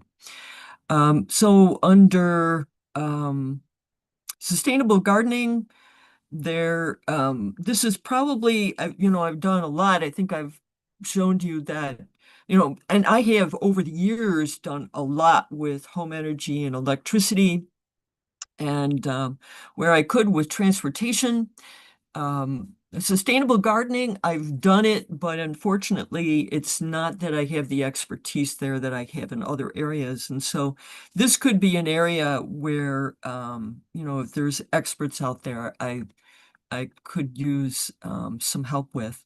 One thing that I think is a strong area is the perennial food gardening. And I got into this because I was a teacher and really busy in May, and so I couldn't plant. So I said, I'm going to plant perennial foods instead, and they'll just come up. And then I just need to weed them. So there's plant perennial herbs, berry bushes, vegetables, and fruit bushes. And here we have some chokeberry bushes. There's rhubarb, and there's fruit trees. And I have been eating basically frozen peaches this week from my peach trees. And I've also got some apple trees that are not yet producing. So there's some good discussion there. Why concerned is really the motivation, and I don't have a lot of pictures here. I could use some real pictures from people of places that really have been devastated, pictures that I can use. But it mainly goes through, let me make sure that my power is turned on here. There we go. Okay, hopefully that'll go away. I mainly go through the IPCC report with some of their warnings. And now I'm going to go through low impact. The first one just goes over the different potential areas. And let's start with improve your health, our planet with a plant-based diet. And it starts off with a nice image of a wonderful Indian vegan food that I ate, as well as my experience, and then the table again with the different options. And I'm not saying I'm not saying go vegan. I'm saying prefer low impact foods. So people will get the message, but I'm trying not to turn them off with the vegan word right off the bat. So but kind of showing the rate of input output waste. One icon represents 1 kilogram. So this is the amount of input that goes into 1 pound of beef, and this is the amount of waste that is produced for that 1 pound of beef versus going into a chicken or pig, the amount of feed is a lot less. The thing I don't like about this is that chickens and pigs are abused much more than cows are from an ethical perspective, and probably produce a fraction of this waste. Environmentally, certainly the chicken and pig is better if you're going to eat any meat. But from an environment, chicken and pig might be better, and so those people who are not open to vegetarianism and are going to walk away the minute you mention it, at least they're being informed. And then, of course, it says, for any regular food that we're eating, the waste is minimal, and the input is 1-to-1. Eat less meat, particularly high impact. This is based in part on the research that I did. Someone asked somewhere along the line what, why are they walking away from us? And I think part of the reason they're walking away from us is there's a lot of literature out there that basically says that a vegan diet is half the greenhouse gases of a meat-centered diet. And I read all the papers, before, and not at least, when I was a while ago, I was reading a good portion of the papers on this. And I saw all this, 2-to-1. I said, that can't be, that just can't be. It's just too inefficient, thinking of this kind of data. And what I noticed in a lot of those papers is eventually was that they were saying that the amount of meat that was eaten was 100 grams. Well, that meant nothing to me until I figured out how much 100 grams was, and it's slightly less than 1/4 pounder. This is per day. So I was thinking, so according to these studies, people may be eating half a 1/4 pounder for lunch and half a 1/4 pounder for dinner. And that's all the meat they're eating. They're eating nothing for breakfast. And that's what these studies are saying, that are 2-to-1. That is the preferred, this is actually the preferred, diet. This is what people maybe should be eating, and that's what they were publishing on.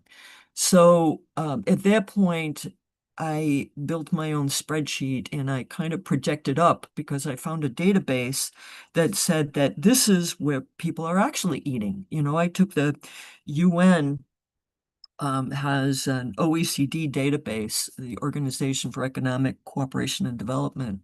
They have a database, and you can actually see what Americans are eating, which is why you can see that the European Union and the United Kingdom and the FAO, actually I should have this as OECD, EU OECD and UK OECD and US OECD.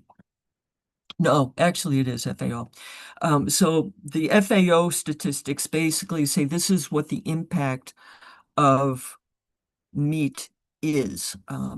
Beef has this many greenhouse gases per kilogram of beef, and per kilogram of chicken, and per kilogram of pork, and then they have a category for sheep as well.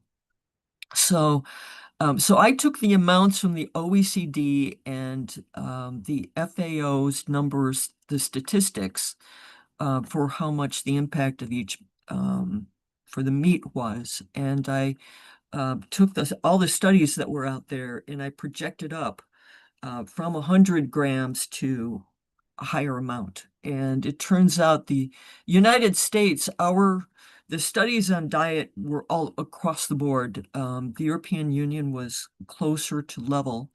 Now, this is not all described on this webpage. So this is your personal benefit for the research that I've done on this. And I found out that, vegan, the blue assumes you're eating the diet you should be eating, 2,000 calories. And then with the red, it assumes that you're what you're actually eating, which is 2,500 calories. Most studies were based on 2,000 calories. Many studies were based on 2,000 calories. And then the gray on top assumes that there's some garbage. There's 30% of food is wasted. Now, unfortunately, it's not just wasted at home, it's also wasted in the store with dates of, when it can be sold by. So basically what we can see is a vegan is much more efficient than a US FAO American, and Americans are worse than the European Union and UK.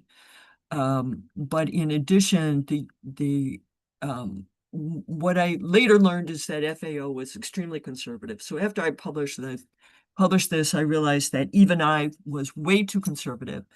But I needed numbers for, this is the impact of greenhouse gases for beef, chicken, sheep, and pork. Pig is what they actually call it.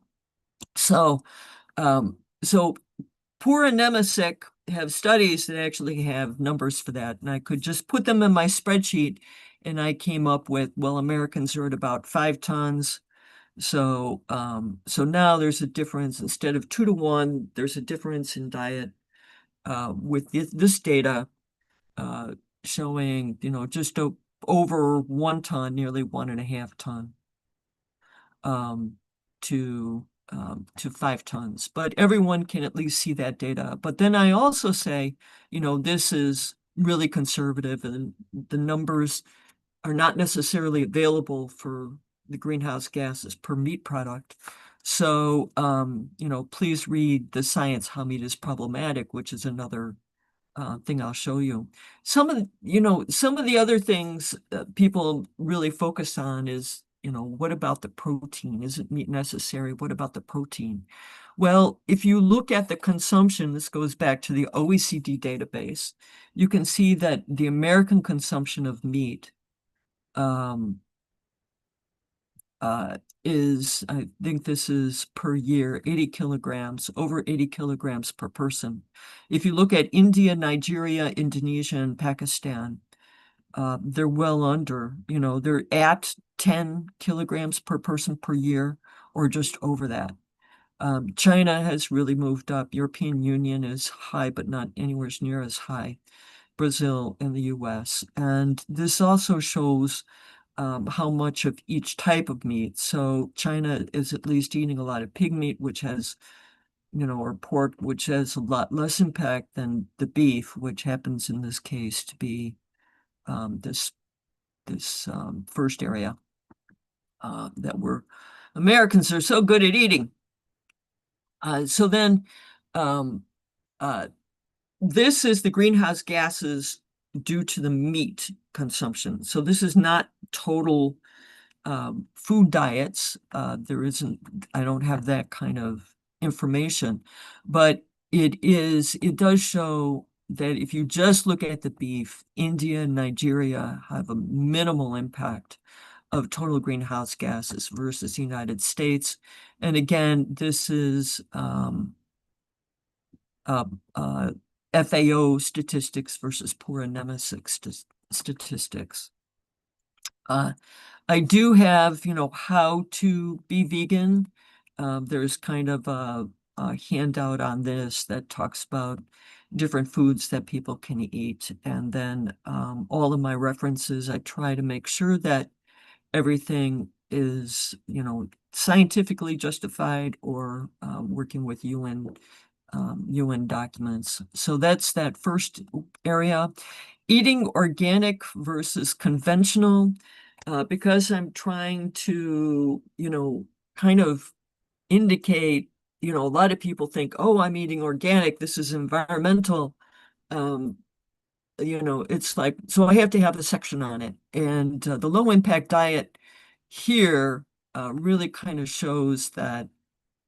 And here I have eat plant-based. This is 5 tons per year, and it accounts for 70% of the diet. Choose organic foods is 20 to 25% of the diet, relates to greenhouse gas, the climate change impact. So if you go from conventional to organic, yeah, it'll change, 20 to 25% of the diet, showing using the statistics I worked with. Reducing food discounts, that's 30%, but remember, half of that is in the stores, and you can't really affect that. And then eating local foods, which everyone, that's the big, environmental thing, is to eat locally.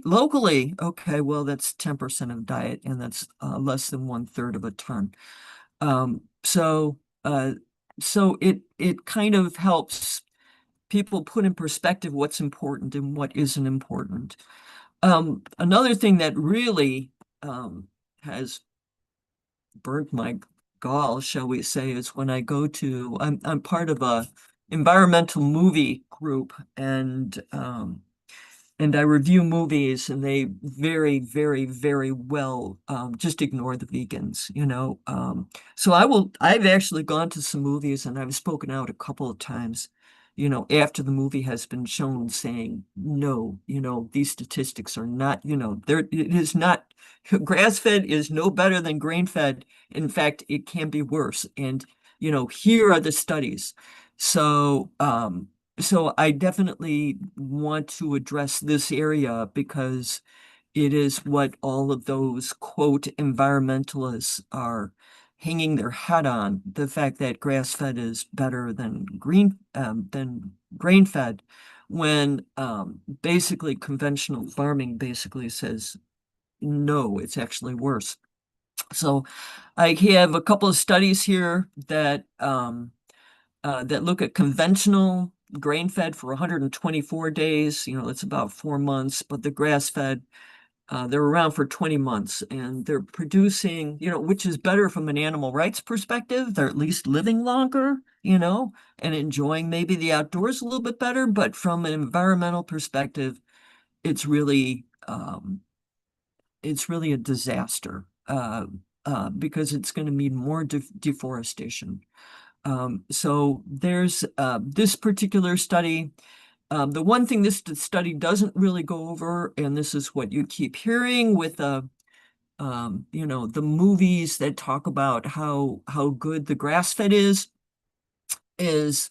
that, carbon sequestration. So I actually show a graph from a UN report that shows that pasture is right there with crops. It's just ever so slightly better. But if you look at forests, and in some cases grasslands or shrublands, they do perform better. So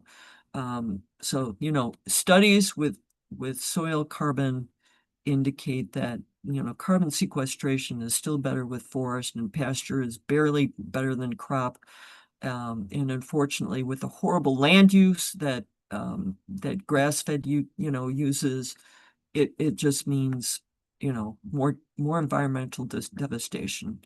Areas I want to go into in the future is fishing versus aquaculture, and greenhouses versus open fields. And of course, there's a series of references here as well. So the science, reduce environmental impact. This really kind of gets into, it's kind of been hinted at in the first area. I have a pig at Woodstock Farm Animal Sanctuary in New York. I think it looks like a very happy pig, but it's also very lucky, because it's not in a factory farm.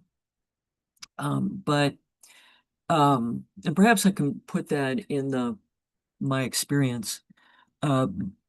But I don't want to turn people off. I'm playing very careful.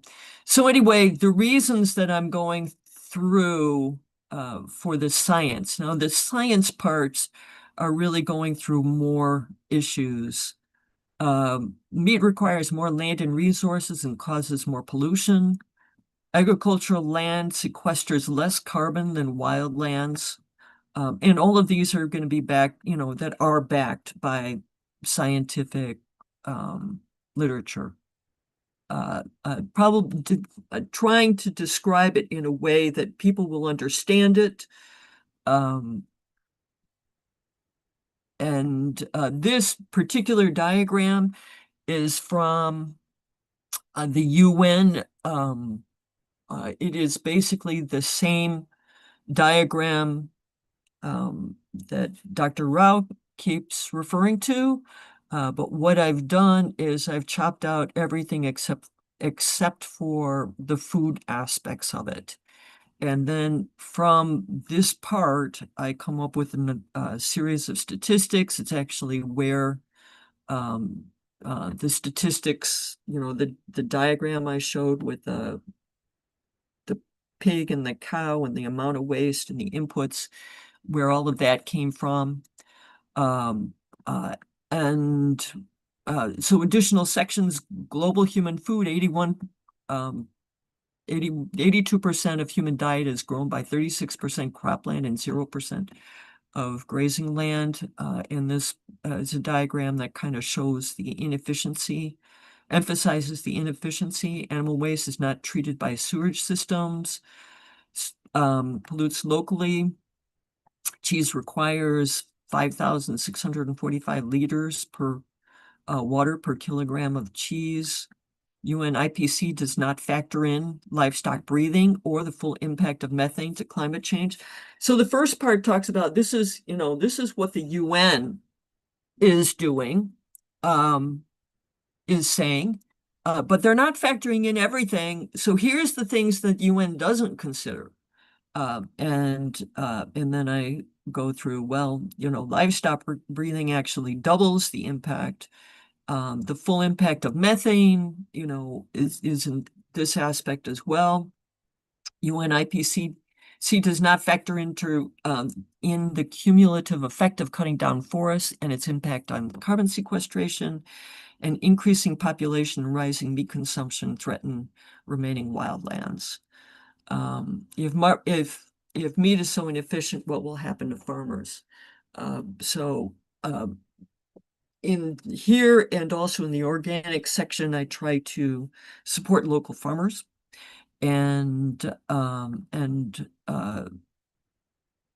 so I talk about different ideas for how to do that, as opposed to the big ag, which is definitely supporting the meat industry.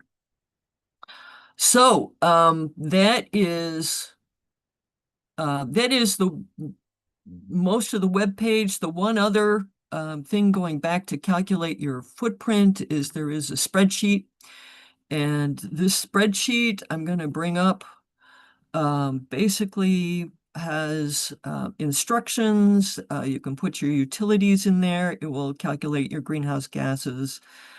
You can see that electricity is in the first column and supports different types of heating oil, natural gas, if it's measured in therms or million BTU. Vehicle, how much you drive on average, and there's also travel, which is how much airfare and that kind of thing that you're actually doing. And then there's diet. And one of the things that I think that this does that none of the other ones do. The reason I'm doing this as a spreadsheet, first of all, is because we've done energy efficiency things with this house, and yet a good portion of the not spreadsheets, but the websites out there, they're only asking the size of your house, and they assume that, okay, the size of your house, this means you got this many greenhouse gases. That is not true, okay? Because people can work on their house and they can bring it down to reasonable levels that can make your house more comfortable. But the second thing is that, they ask you, okay, you eat meat, you're at this level. Well, we've already talked about how a lot of research out there is, it's 2-to-1 with a vegan versus it's 5-to-1 with a vegan. Well, this way I ask them to say, what are you having at lunch? You're having this at lunch, and maybe you're having that at dinner. Okay, so I have them go through, and then step 2 is say, well, okay, now let's consider portion sizes. This is assuming 100 grams, so that's equivalent to one quarter pounder. The amount that you're eating, is it equal to 1/4 pounder, or is it 2/4 pounders? So if it's if they're putting 2/4 pounders on that plate, the equivalent to something like that, it's going to rise up and to have a better feel for what they're eating. And then at the very end, it actually shows total diet greenhouse gases. Now we're going to be really low because the meat consumption is not there. But total diet with waste, I have statistics for that. Some of the other things that I can provide is annual land use, annual water use, annual eutrophication. This is all based on Pura Nemesic, the data that they produced and was available through their research. So that's what the PNN is, Pura Nemesic versus the UN. So you can see the Pura Nemesic, the numbers are much higher than the UN data. And let's go back to the website. Oh, actually, there is one more thing I want to show on this. When we're done with this, we can go to totals. And the totals here actually show your total results. Now we really, haven't entered everything into it yet. So, there's also a bar chart that shows your total travel, total vehicle, total heating, total electricity, and total diet that are included in this. So that is the website, and where the website is, let me go ahead and stop sharing, I think, unless people have some questions, we can bring it up again. I did put your link in the chat earlier for the website. Yeah, Green Living Quantified. Yeah, that's great. Yeah, that people can take a look at it. This is, I have made it available now on Google. And I am working with a web expert. And so she is, I'm having monthly meetings with her where we're going to be going over the statistics and see how I can improve the website to get more people interested in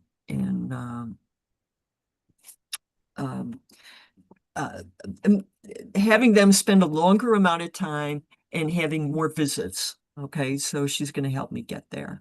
So anyway, that's I am happy to take questions now. I think later on there may be a question of where we're going and where I need help that I'd love to talk about, but I am interested in taking people's questions. So Yes, good.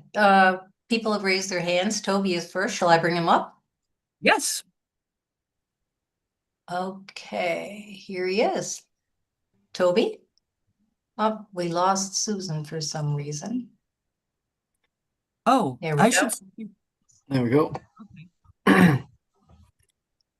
Hello, Susan. That looks great. A lot of information. I remember when I was at horticulture college, and we did an assessment of our carbon footprint, and I put in that I was vegan, and then that I flew every year to 2 years, and it took several planets. And if everyone was like me, I'd have to have several planets, and then people had a lower carbon footprint than what I did, and I was pretty blown away by that. And no one else was vegan, so it seemed a bit dodgy to me. So this the one that you have seems to be should be a bit better. And it goes into a lot of depth with calories and everything. So yeah, so just I've got a few little points. We are looking at the energy used at home. If you're getting more efficient microwaves or whatever they are, does it take into account the fact of the emissions made to use and build that equipment, and what is, like throwing the old equipment away? Is that taken into account as well with the emissions that it's saving? I don't take that into. I'm basically looking at just the electrical use.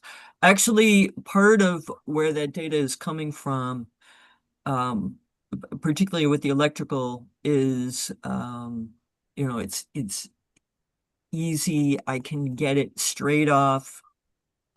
United States has energy, what's it called? Energy saver or something like that. And the government actually rates products, and I think it's just plain on electrical use.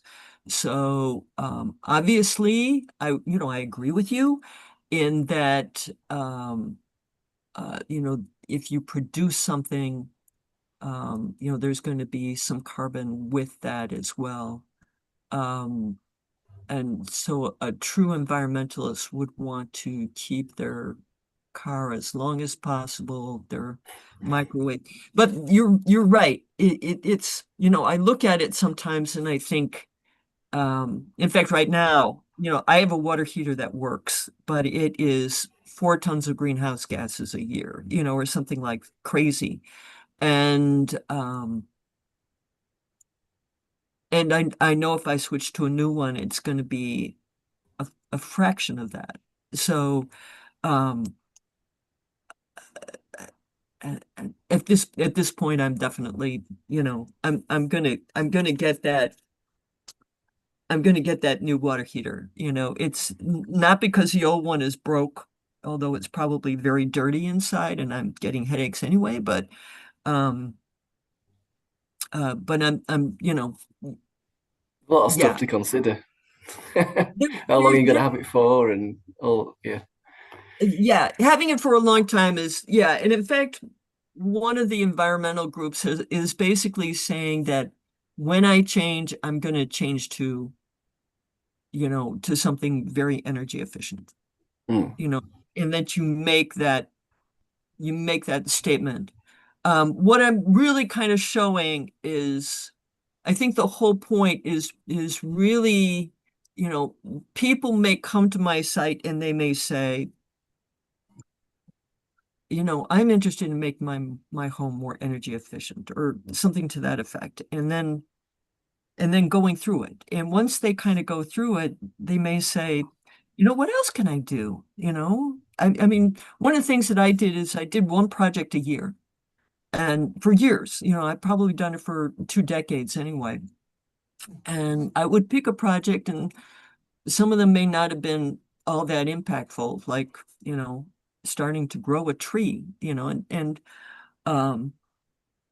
fruit trees seem to take forever. They have to bear the fruit, so they have to be a harder wood, and they just take forever to grow. So I knew the impact wasn't going to be, but after you've been through some of the other steps, you're looking around for projects, and at that point, hopefully they'll look at the diet and actually take that seriously, read it through. So on that carbon footprint analysis that you have there, can you have a negative carbon footprint?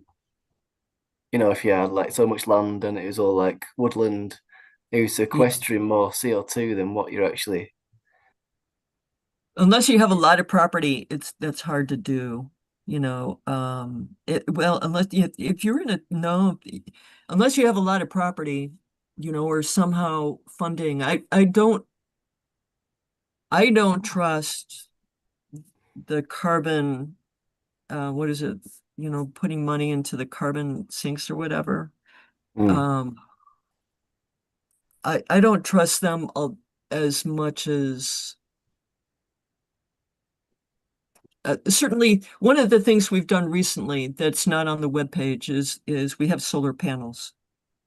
And I actually, my husband lives in Chicago. I had a house in Wisconsin, which is where I used to work. And I buy I buy clean energy in Wisconsin. So my, our complete electricity, zero impact, because he has solar panels and I purchase only clean energy. So that's I've yet to write up the solar panel thing.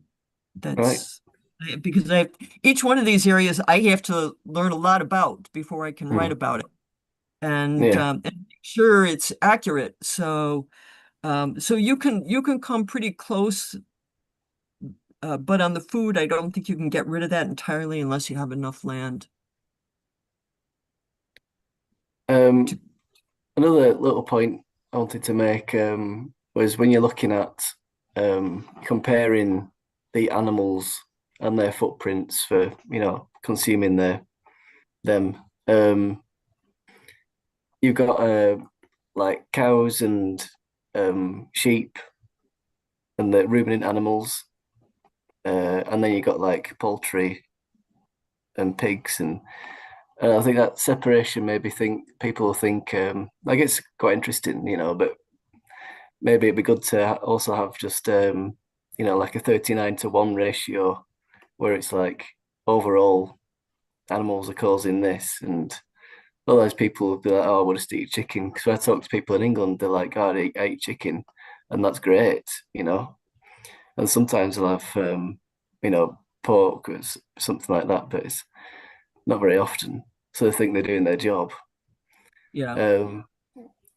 But anyway, I think it's a great website, a lot of great information on there, and I'm looking forward to seeing in the future when the more you add to it, it's brilliant. I'm going to send it to my auntie, I think, because I've been talking about regenerative agriculture with her, because she's really into that, and it'd be good to also debunk myths that these regenerative agricultural people come up with. If you can talk about different food sectors, you could have like food forestry. What's the carbon emissions for that? If you're living off food forestry, maybe it could be sequestering the CO2 through them means.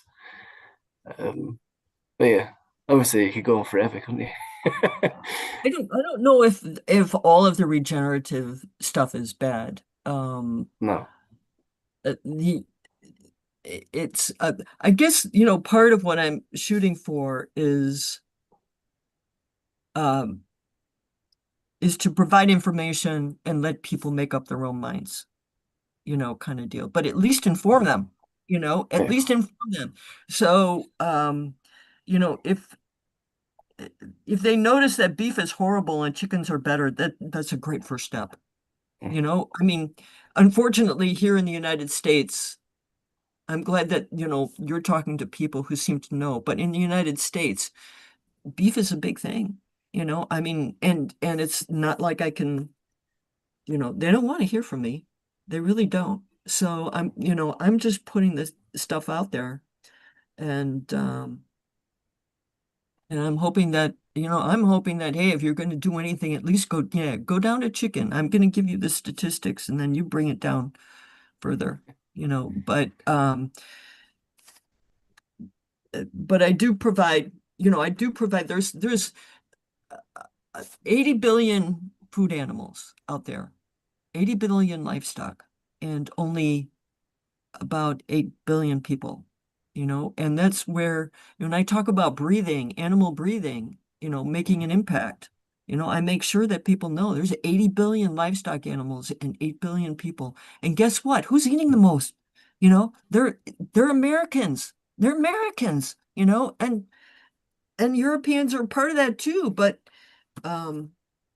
yeah, but take a look at these other countries. Those are like the 8 most populous nations that I'm showing the food patterns for. And it's just, it's just amazing. So anyway, yeah, thank you for your comments. I Thanks.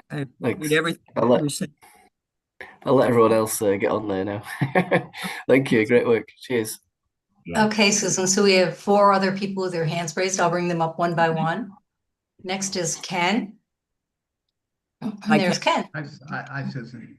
I do a very quick comment. With our Delhi Breathe project, we're going to be having to inform people about the effects of saving electricity and how that can reduce drain on the utility and therefore reduce the pollution and also temperature, both of those things. And I think your site, if we can get to the point where it can be indicated, it's just a window coming through the pollution or coming through the high temperature, a window to look at the broader concept of a footprint. And so I just thought that is a very useful extension of your work that could apply to Delhi Breathe. We're really trying to focus Delhi Breathe completely upon local initiative. And so local initiative to simply save energy is a component of it and seems very remote. It seems very remote. So anything that will help us to quantify that, to get a feel of it, to educate people. And naturally, when you do that, and the other impacts are there also, then it extends that education further. So thank you. Thank you for what you're doing. And I was pleased to see India show up there in a couple of places. So a year, 2 years from now, this could be a place of more direct collaboration between the two projects. That's what I just wanted to share. Yeah, if you have information that you want me to look at, I have just put my email address in the chat link. Okay, Right. so please do feel free to send me some information. Make sure that I don't, it doesn't get lost. Basically, why don't you, make sure that it says VCOP, on it, and Yeah. I'll be sure to read it because I get a lot of emails and I don't want to miss it. So, but I'd be very. We're a long way from that at this point, but I can see this year that this sort of information is going to become valuable to us. So I will do that. I'll make the contact. Okay. Okay, sounds wonderful. Thank you. Yeah. Okay. Okay, thank you, Ken. Deepak has his hand raised. Great presentation, Susan. So I had one question. Have you considered or is creating an app in the works, like when people can just like sort of put in check boxes like, okay, I'm doing this and this, and like then it will calculate the carbon footprint, including the food component, which is a major part, I think. I have thought about that because just about every other website does not use an Excel spreadsheet. One of the reasons I decided to go with the Excel spreadsheet, other than the fact that it's less programming on my part. I'm web programming. I mean, I'm a programmer, but less web programming, which I'm not a web programmer. That's one aspect, but the other aspect is that people can save it off and then compare year after year. So I've got spreadsheets for Jean's house and my house, for example, so I can compare, here's my baseline, and now I make this change, and here's how it differs next year. And in fact, you can actually see that in, let me go back to share. I'll show you some of the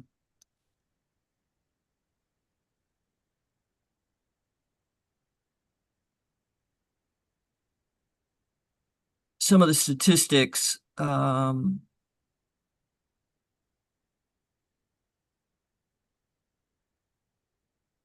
I think I have, not compare your energy use. Is it seal home envelope? Oh, it is on electricity. Okay, it is on electricity. There's actually, I think it's save home energy right here. Energy costs. Here's my home versus other homes. That's one of the places. I do have a YouTube video on how to do the energy things. Ways to save electricity. There is something here that kind of shows my comparison for electricity because I compared year after year after year. I measured it and saw that when I changed my furnace, there was a huge difference here versus here. So with the new furnace versus the old furnace. So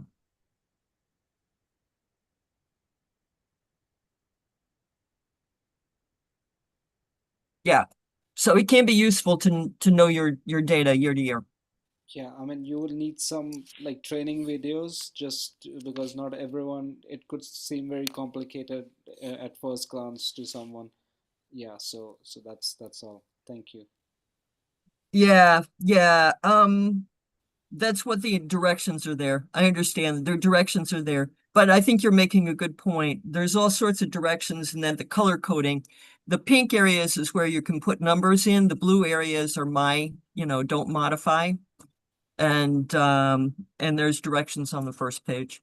So, but you know what? Actually, if you're interested in doing it, try using it and tell me, because I am interested in getting feedback on it. And if there's step 1, step 2, step 3, step 4, I have steps for how to do it. So hopefully.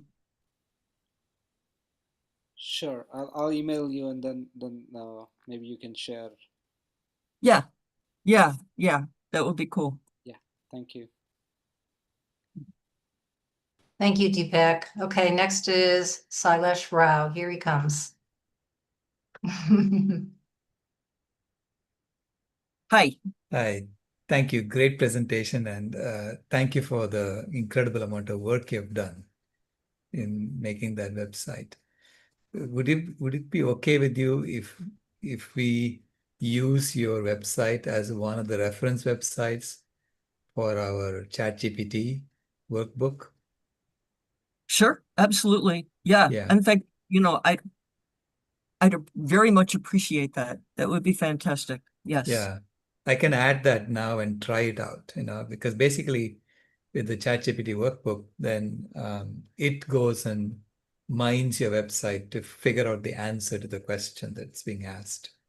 Because I feel that people are not going to be looking at websites much longer. They're going to be just asking an oracle in a question. Sure. Right. Yeah, I know exactly what you mean. That's true. Yeah. Yeah. But it's important that the AI is looking at the right data. Right. Absolutely. Yeah. Yeah.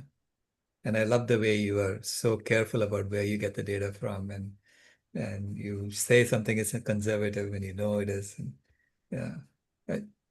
Done like a true scientist. So thank you so much. Well, I am concerned that if it ever does get big, the meat industry will come after you, not because your facts are wrong, but because, you're hitting their Yeah. their money, and you're big and you're not. So, Right. that's a concern. But yeah. So, yeah, it's important to have the statistics. I think it's important to have the statistics right. And Right. one thing that I get from you is I get a lot of, I see, oh, he's got a resource here and he's got a resource there. Let me go after that, So Good. I'm definitely, and I'm definitely using your stuff as places where I can go to find out material and your ideas to build things up in a very, you taught at one of the best universities in the United States, and I have taught at maybe, I would say, a much more average university. And so I'm hoping that after those many years, I'm very good at explaining things. You're excellent at explaining things too, but that's what I feel like I do pretty well, at least to the college level students, kind of deal, is explaining to them well how this all fits in. So, Right. yeah. So the other question I had was, you were showing that the events numbers are much more conservative than poor and never checks numbers. So clearly someone is putting their thumb on the scale at the UN, right? So we know that. Now, what can we do as citizen scientists? Can we form a consortium and say, okay, look, we're gonna tell you what we think is really happening. I think we need some kind of a source of information that people can rely on, because the UN has become unreliable. If it is partnering with the International Meat Secretariat and the International Dairy Federation and so on, they're just saying we are not going to be reliable at all on this issue. Yeah, and in fact, that kind of came home, after I published it. It's with the FAO, I started realizing that the FAO was not a reliable source, and in part that was maybe because of what I heard in part from you.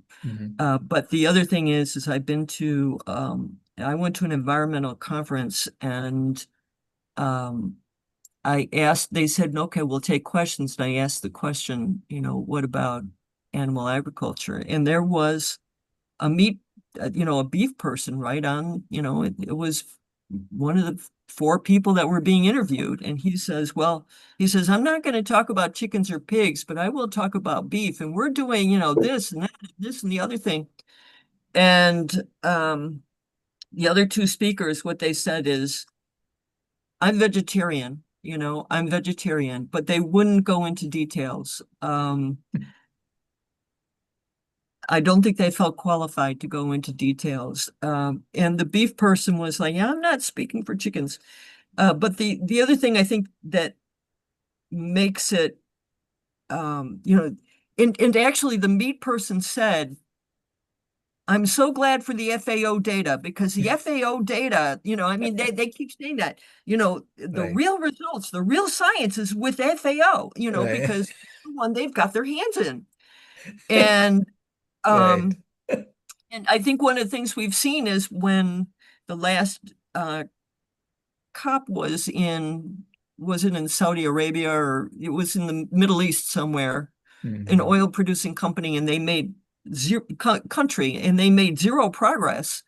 And I've been thinking, yeah, but you've had all these meat companies with you for years. No wonder you've made zero progress with the meat area. Right. So yeah, the lies are out there. We can see what happens with the lies. We saw it with, the fact that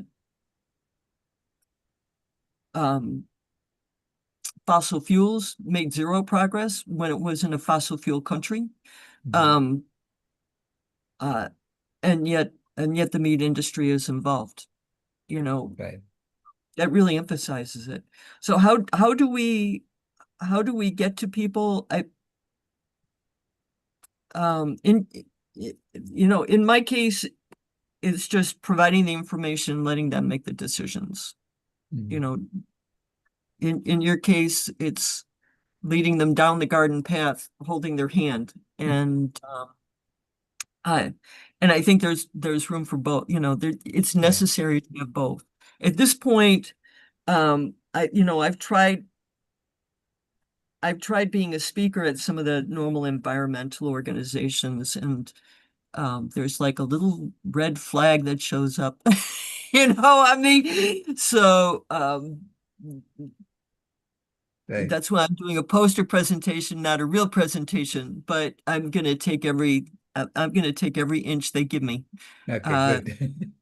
Yeah, so we'll see, and I'm hoping that somewhere along the line, the high schools will ask me to come talk to them. So, Right. One last point I just wanted to say for your heater. What I noticed in India is that all the hot water heaters have switches on them. You turn them on only when you need them. yeah. And then it just plummets. The amount of, the impact of that plummets by an orders of magnitude.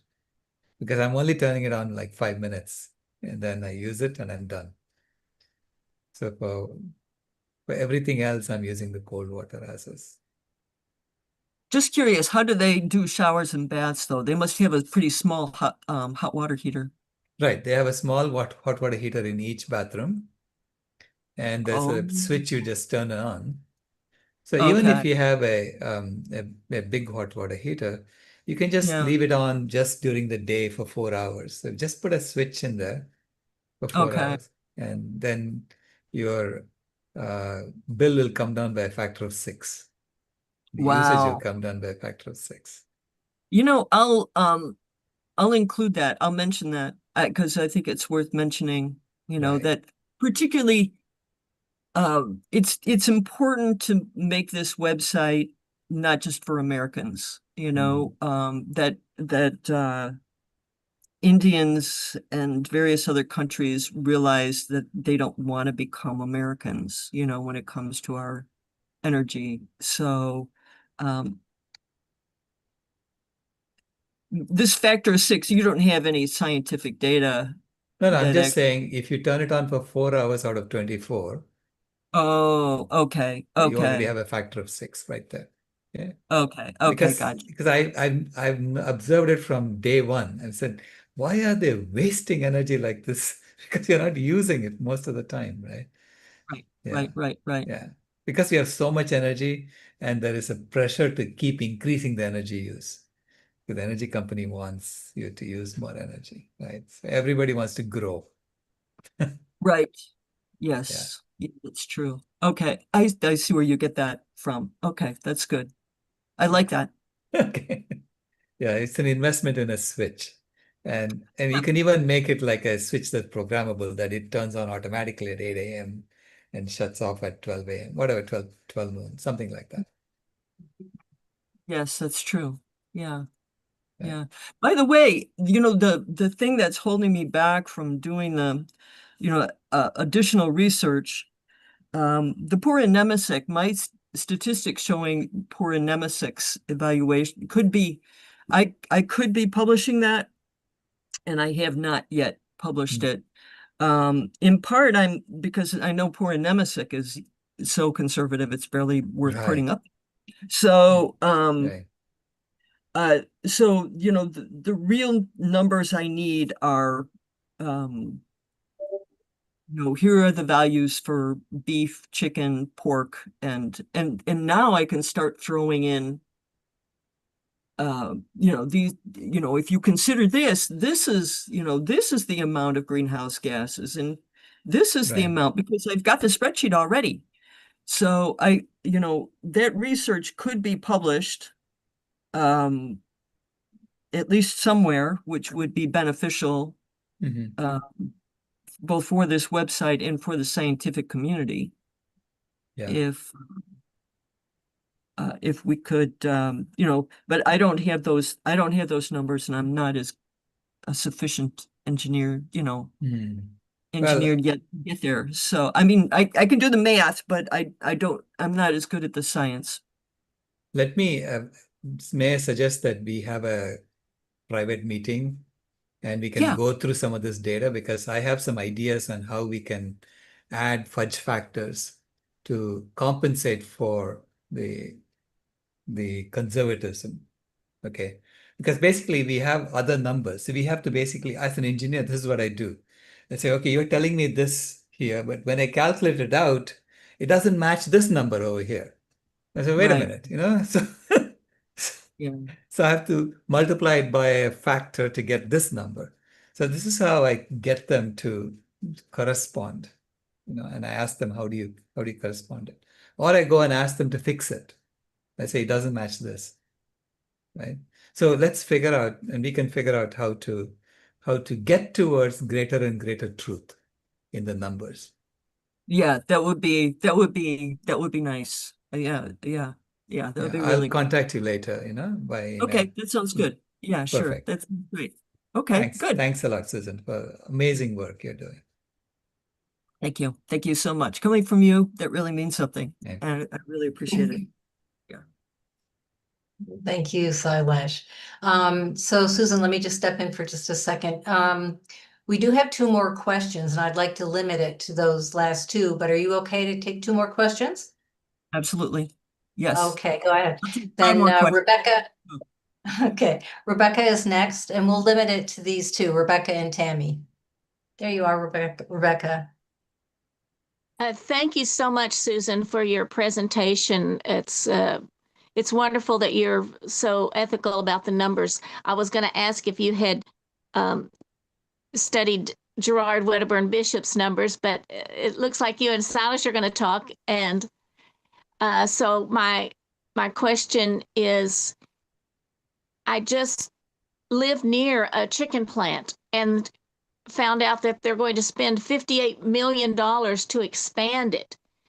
And so the consumption of chicken in the US at least is growing so much. And I think this maybe goes back to what Toby was saying, that I kind of don't want people to feel comfortable choosing chicken over beef. And yet the numbers are different between chicken and beef unless those numbers change because we increase our consumption of chicken so much. So I'm wondering your thoughts on that.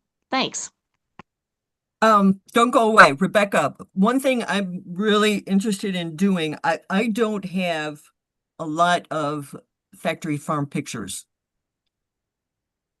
And I think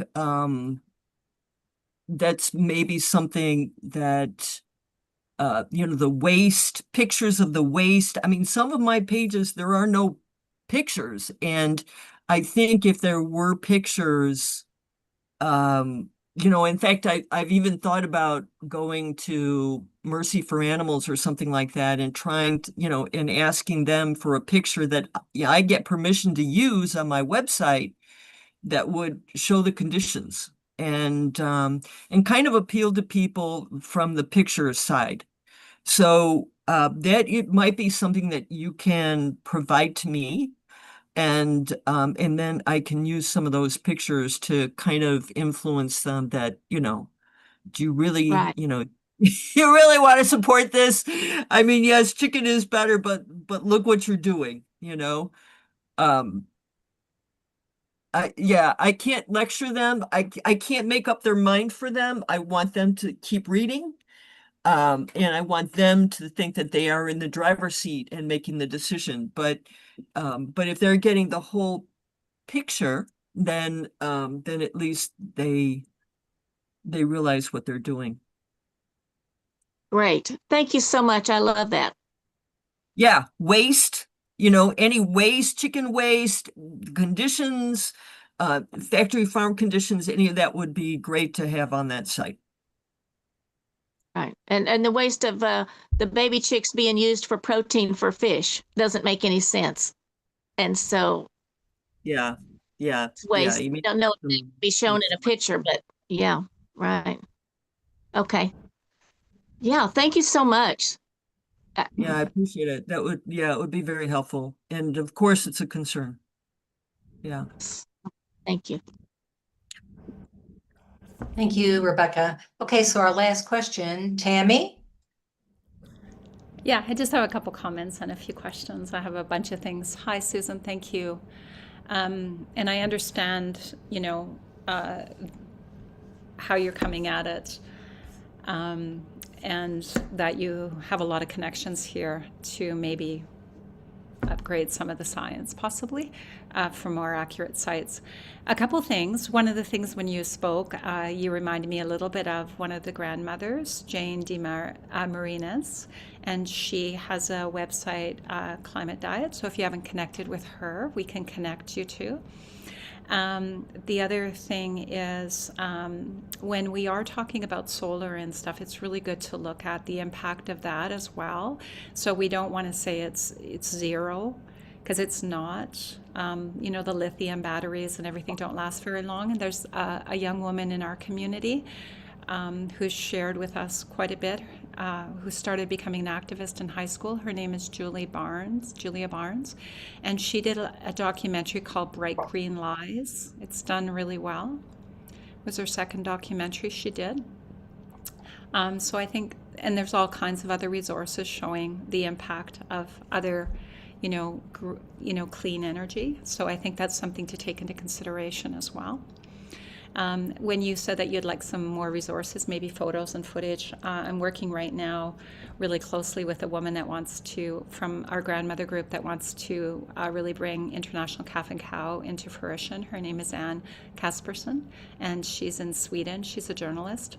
And so she actually has started a Google Doc for me with a whole bunch of footage and photography, but there's also a photographer that's doing some really good work for CowSave in Toronto, and her name is Louise Jorgensen, so I can connect you with her. She's got a lot of really incredible photos, and so does Bobby Suds. He is an activist who did a photography book, and it's quite powerful. But it would be nice to not just have the environmental impact in the photo, but actual, maybe some of that connection of the grandmother's compassion. So a combination of both, maybe, close up of an eye, but also the waist, whatever you choose to put on your website. And yeah, I think from a presentation perspective, and I know that you say part of your presentation is to, not to turn anybody off, I think is what you said. So I just wonder if there's any way to just modify a little bit to say that eating a pig is less impact, and maybe even to use those terms, like instead of pork, pig, instead of beef, cow or cattle. So we're bringing a face to the picture. I think those little tweaks won't really be picked up on a conscious level by the people that have still been bought into those lies around we need animal agriculture, but they do make an impact of how we present. So just really bringing a name to the pigs. They are a pig, and they're very sentient, and they say they're more intelligent than dogs. So I think saying they're better to eat, there might be just a different way you could tweak that presentation. It's just a suggestion. Thank you, but it's just like I almost caught my breath because I just like. Anyways, so thank you, Susan, and thank you for caring enough to bring this forward and wanting support and being part of this community, and saying, is there more science out there? Is there some photos that I can use that would show the impact? And also not turning anybody off. And that's a really fine line to walk. So it's also being sensitive to people that don't think it's less of an impact to eat a pig. That's all. So just on both sides, loving us all. So thank you. Yeah, I think one of the things I don't use the word pork. I think I've used it in this conversation here, but I tend to follow the UN's. I've used their vocabulary. I've continued to use their vocabulary, which actually is like pig meat, chicken, sheep, and I don't think they even use. I'm not sure if they what they use. So it is, and one thing I don't say is, it's better to eat chicken. What I say is, here's the impact. And then I let them decide, what to do next. So I'm not saying eat more chicken. I kind of say eat less impact food and then eat less. And this is, I guess, in part, it is that I'm hoping that Wild Things will next time say, oh no, she's not saying go vegan. She's saying eat less meat and eat less. So I think part of it is to get me in the door of some of the large organizations, which, were nice enough to let me do a presentation, a poster presentation. But, in spite of the fact, I mean, my ratings, I had I had a red flag on mine. You know, they did not, you know, someone looked and said, "Oh, she's doing animals," you know. That's what I'm assuming anyway, and they were just like, "Okay, nope, she's not going to be presenting." Mhm. So I've got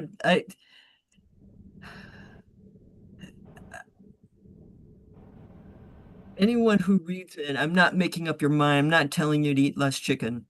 I'm just giving you the numbers and then you decide, you know, kind of deal. Yeah. And hopefully after looking at those statistics, you'll say that number should be 0, or at least I'm going to try to get it close to 0. But the one thing I'd also like to do is, okay, here's the environmental impact. You know, there's a link here that shows the animal rights issues. And you know, please, you know, if you want to think about things from the ethical perspective, please look at this site, you know, and that's where I need to come up with, you know, like Mercy for Animals, Glass Windows, or whatever that movie was, which I think was pretty impactful, leading them to another site on another would to another site that shows that will hopefully, you know, they will do what they're going to do, but I don't want them to walk away. Any case, I am interested in what you've been talking about. You know, the foreign pictures and everything would be fantastic. You know, pictures of, you know, within Sweden or whatever would be fantastic to have. And the people you're talking about, I am interested in getting that information. And yeah, I've given you my email address, and um That's great, Susan. Thank you. Yeah, because when we are talking about food impact, and I'll end at this, I'll land it here. We just have to be a little careful because, you know, when like a lot of people believe eating fish is less of an impact, but we're completely destroying the oceans, and 2 of our 3 breaths come from the ocean. So it's not just an animal concern. It's for us. Like, I mean, we can be really selfish about it. The trees are for us, and the ocean's for us.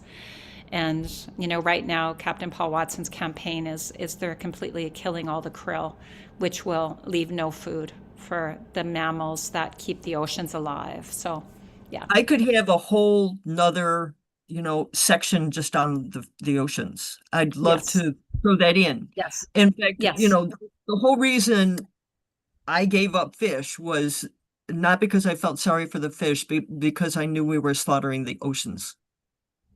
Mhm. You know, that Perfect. we were Well, killing the oceans. we'll put you in So contact with the Captain Paul Watson Foundation, and you'll learn. I think you'll find them quite I've seen fascinating. him speak. I saw him speak about 15, 20 years ago, 30, maybe 20 years ago. So I know the kind of stuff he's doing. I just need, yeah, I need the statistics. I mean, some of this stuff I know, but I haven't written up yet. I've done composting, but I have no write-up on it because I have no scientific facts on it. I can't put something up that I just know, but so I need facts. I need facts and references. So, but I am interested in, you know, so I can't just put something out there and say we're killing the oceans. You know, I mean, I can't say that. Yeah, you're going to get lots of actual factuals here. Sailesh is Good. our actual That's exactly factual what I, fact that's check exactly what I man. need. Fact check, Good. spiritual Fantastic. being. Yeah, Yeah, yeah. and there are a lot of scientists that have spoken at our different convergences. You know, one of them, a biologist, a well-known biologist, Helen Athro, and she has proven scientifically that veganic gardening is the way to go, along with all of these regenerative farms. So, anyways, I'll stop there because I know I'm taking up Okay. too much time. Thank Thank you. you, everyone. Yeah, Thank you. yeah. We'll talk again, Susan. Yeah, sounds good. I'd appreciate that. That would be wonderful. So, Okay, thank you. Susan, yes, there is one more question in the chat, which I'd rather have you answer in the chat. You'll have about 5 minutes after we end here. But it says, Susan, could you speak further on what the process was like, making all these calculations that made it to your spreadsheet? was a labor of love, I'm sure. What sources were used to arrive at these figures? Not casting doubt on your work, just curious. Okay, so Okay. that's the chat. Okay. Let me go ahead and answer that fairly quickly. There in the spreadsheet at the bottom, there are some references. So a lot of it came from those references. If not, they're basically on my website at the very bottom of the related areas. Okay, so that's kind of the answer. That's the answer to that. Hopefully. Thank you very much. Hopefully I'm not lying. Hopefully they're all there, but yeah. Thank you very much, Susan. Thank you so much. Okay, thank you. Thank you So for hosting. We appreciate the opportunity. You're so welcome. And with that, we'll draw this session to a close, and I'll remind you that this podcast will be replayed later on today at 9 p.m. Eastern. So please spread the word. And at the end of this evening's podcast, there will be other project presentations, not the ones that we had this morning. So I say morning, meaning our Eastern time schedule. But so tomorrow, please join us again. We'll be covering chapter 18 tomorrow of There Is a Planet B, which is the need for a spiritual and cultural transformation. So please join us for that, the same time and place. See you all there.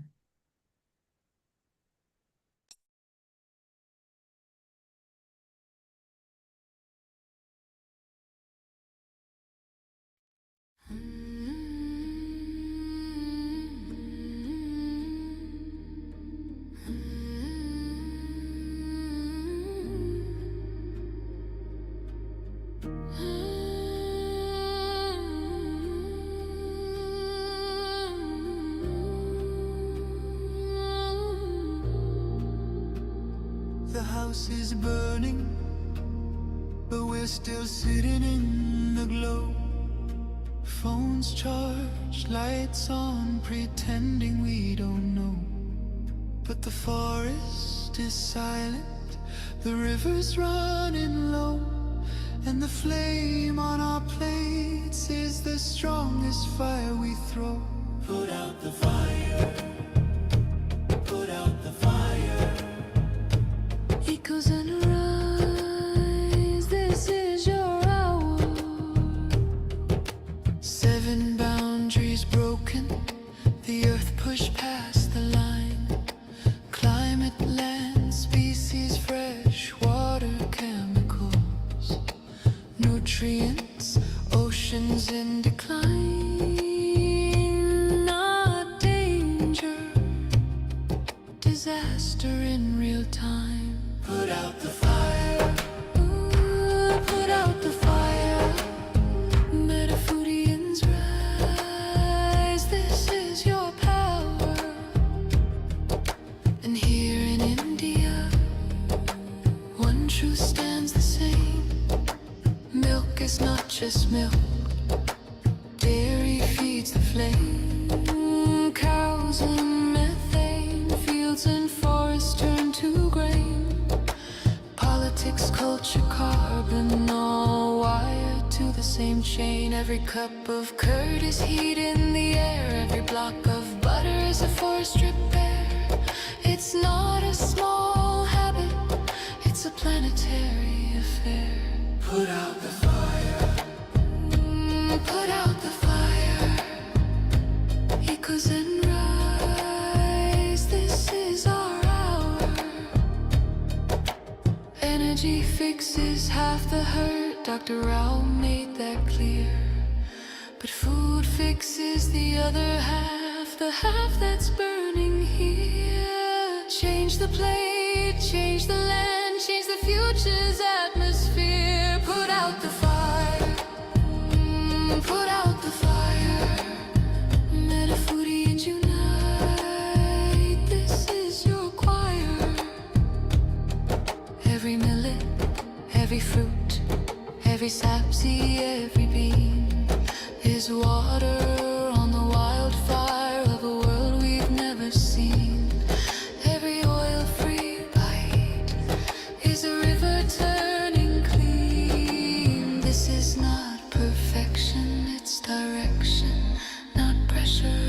but protection. A week of choices can cool a generation. A company's courage can ignite a nation. Put out the fire.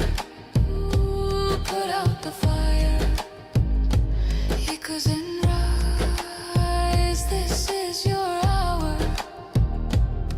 Metafoodians unite. Metafoodians ignite.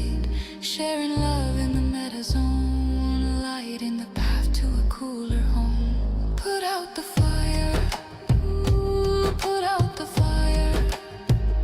Together we rise. Together we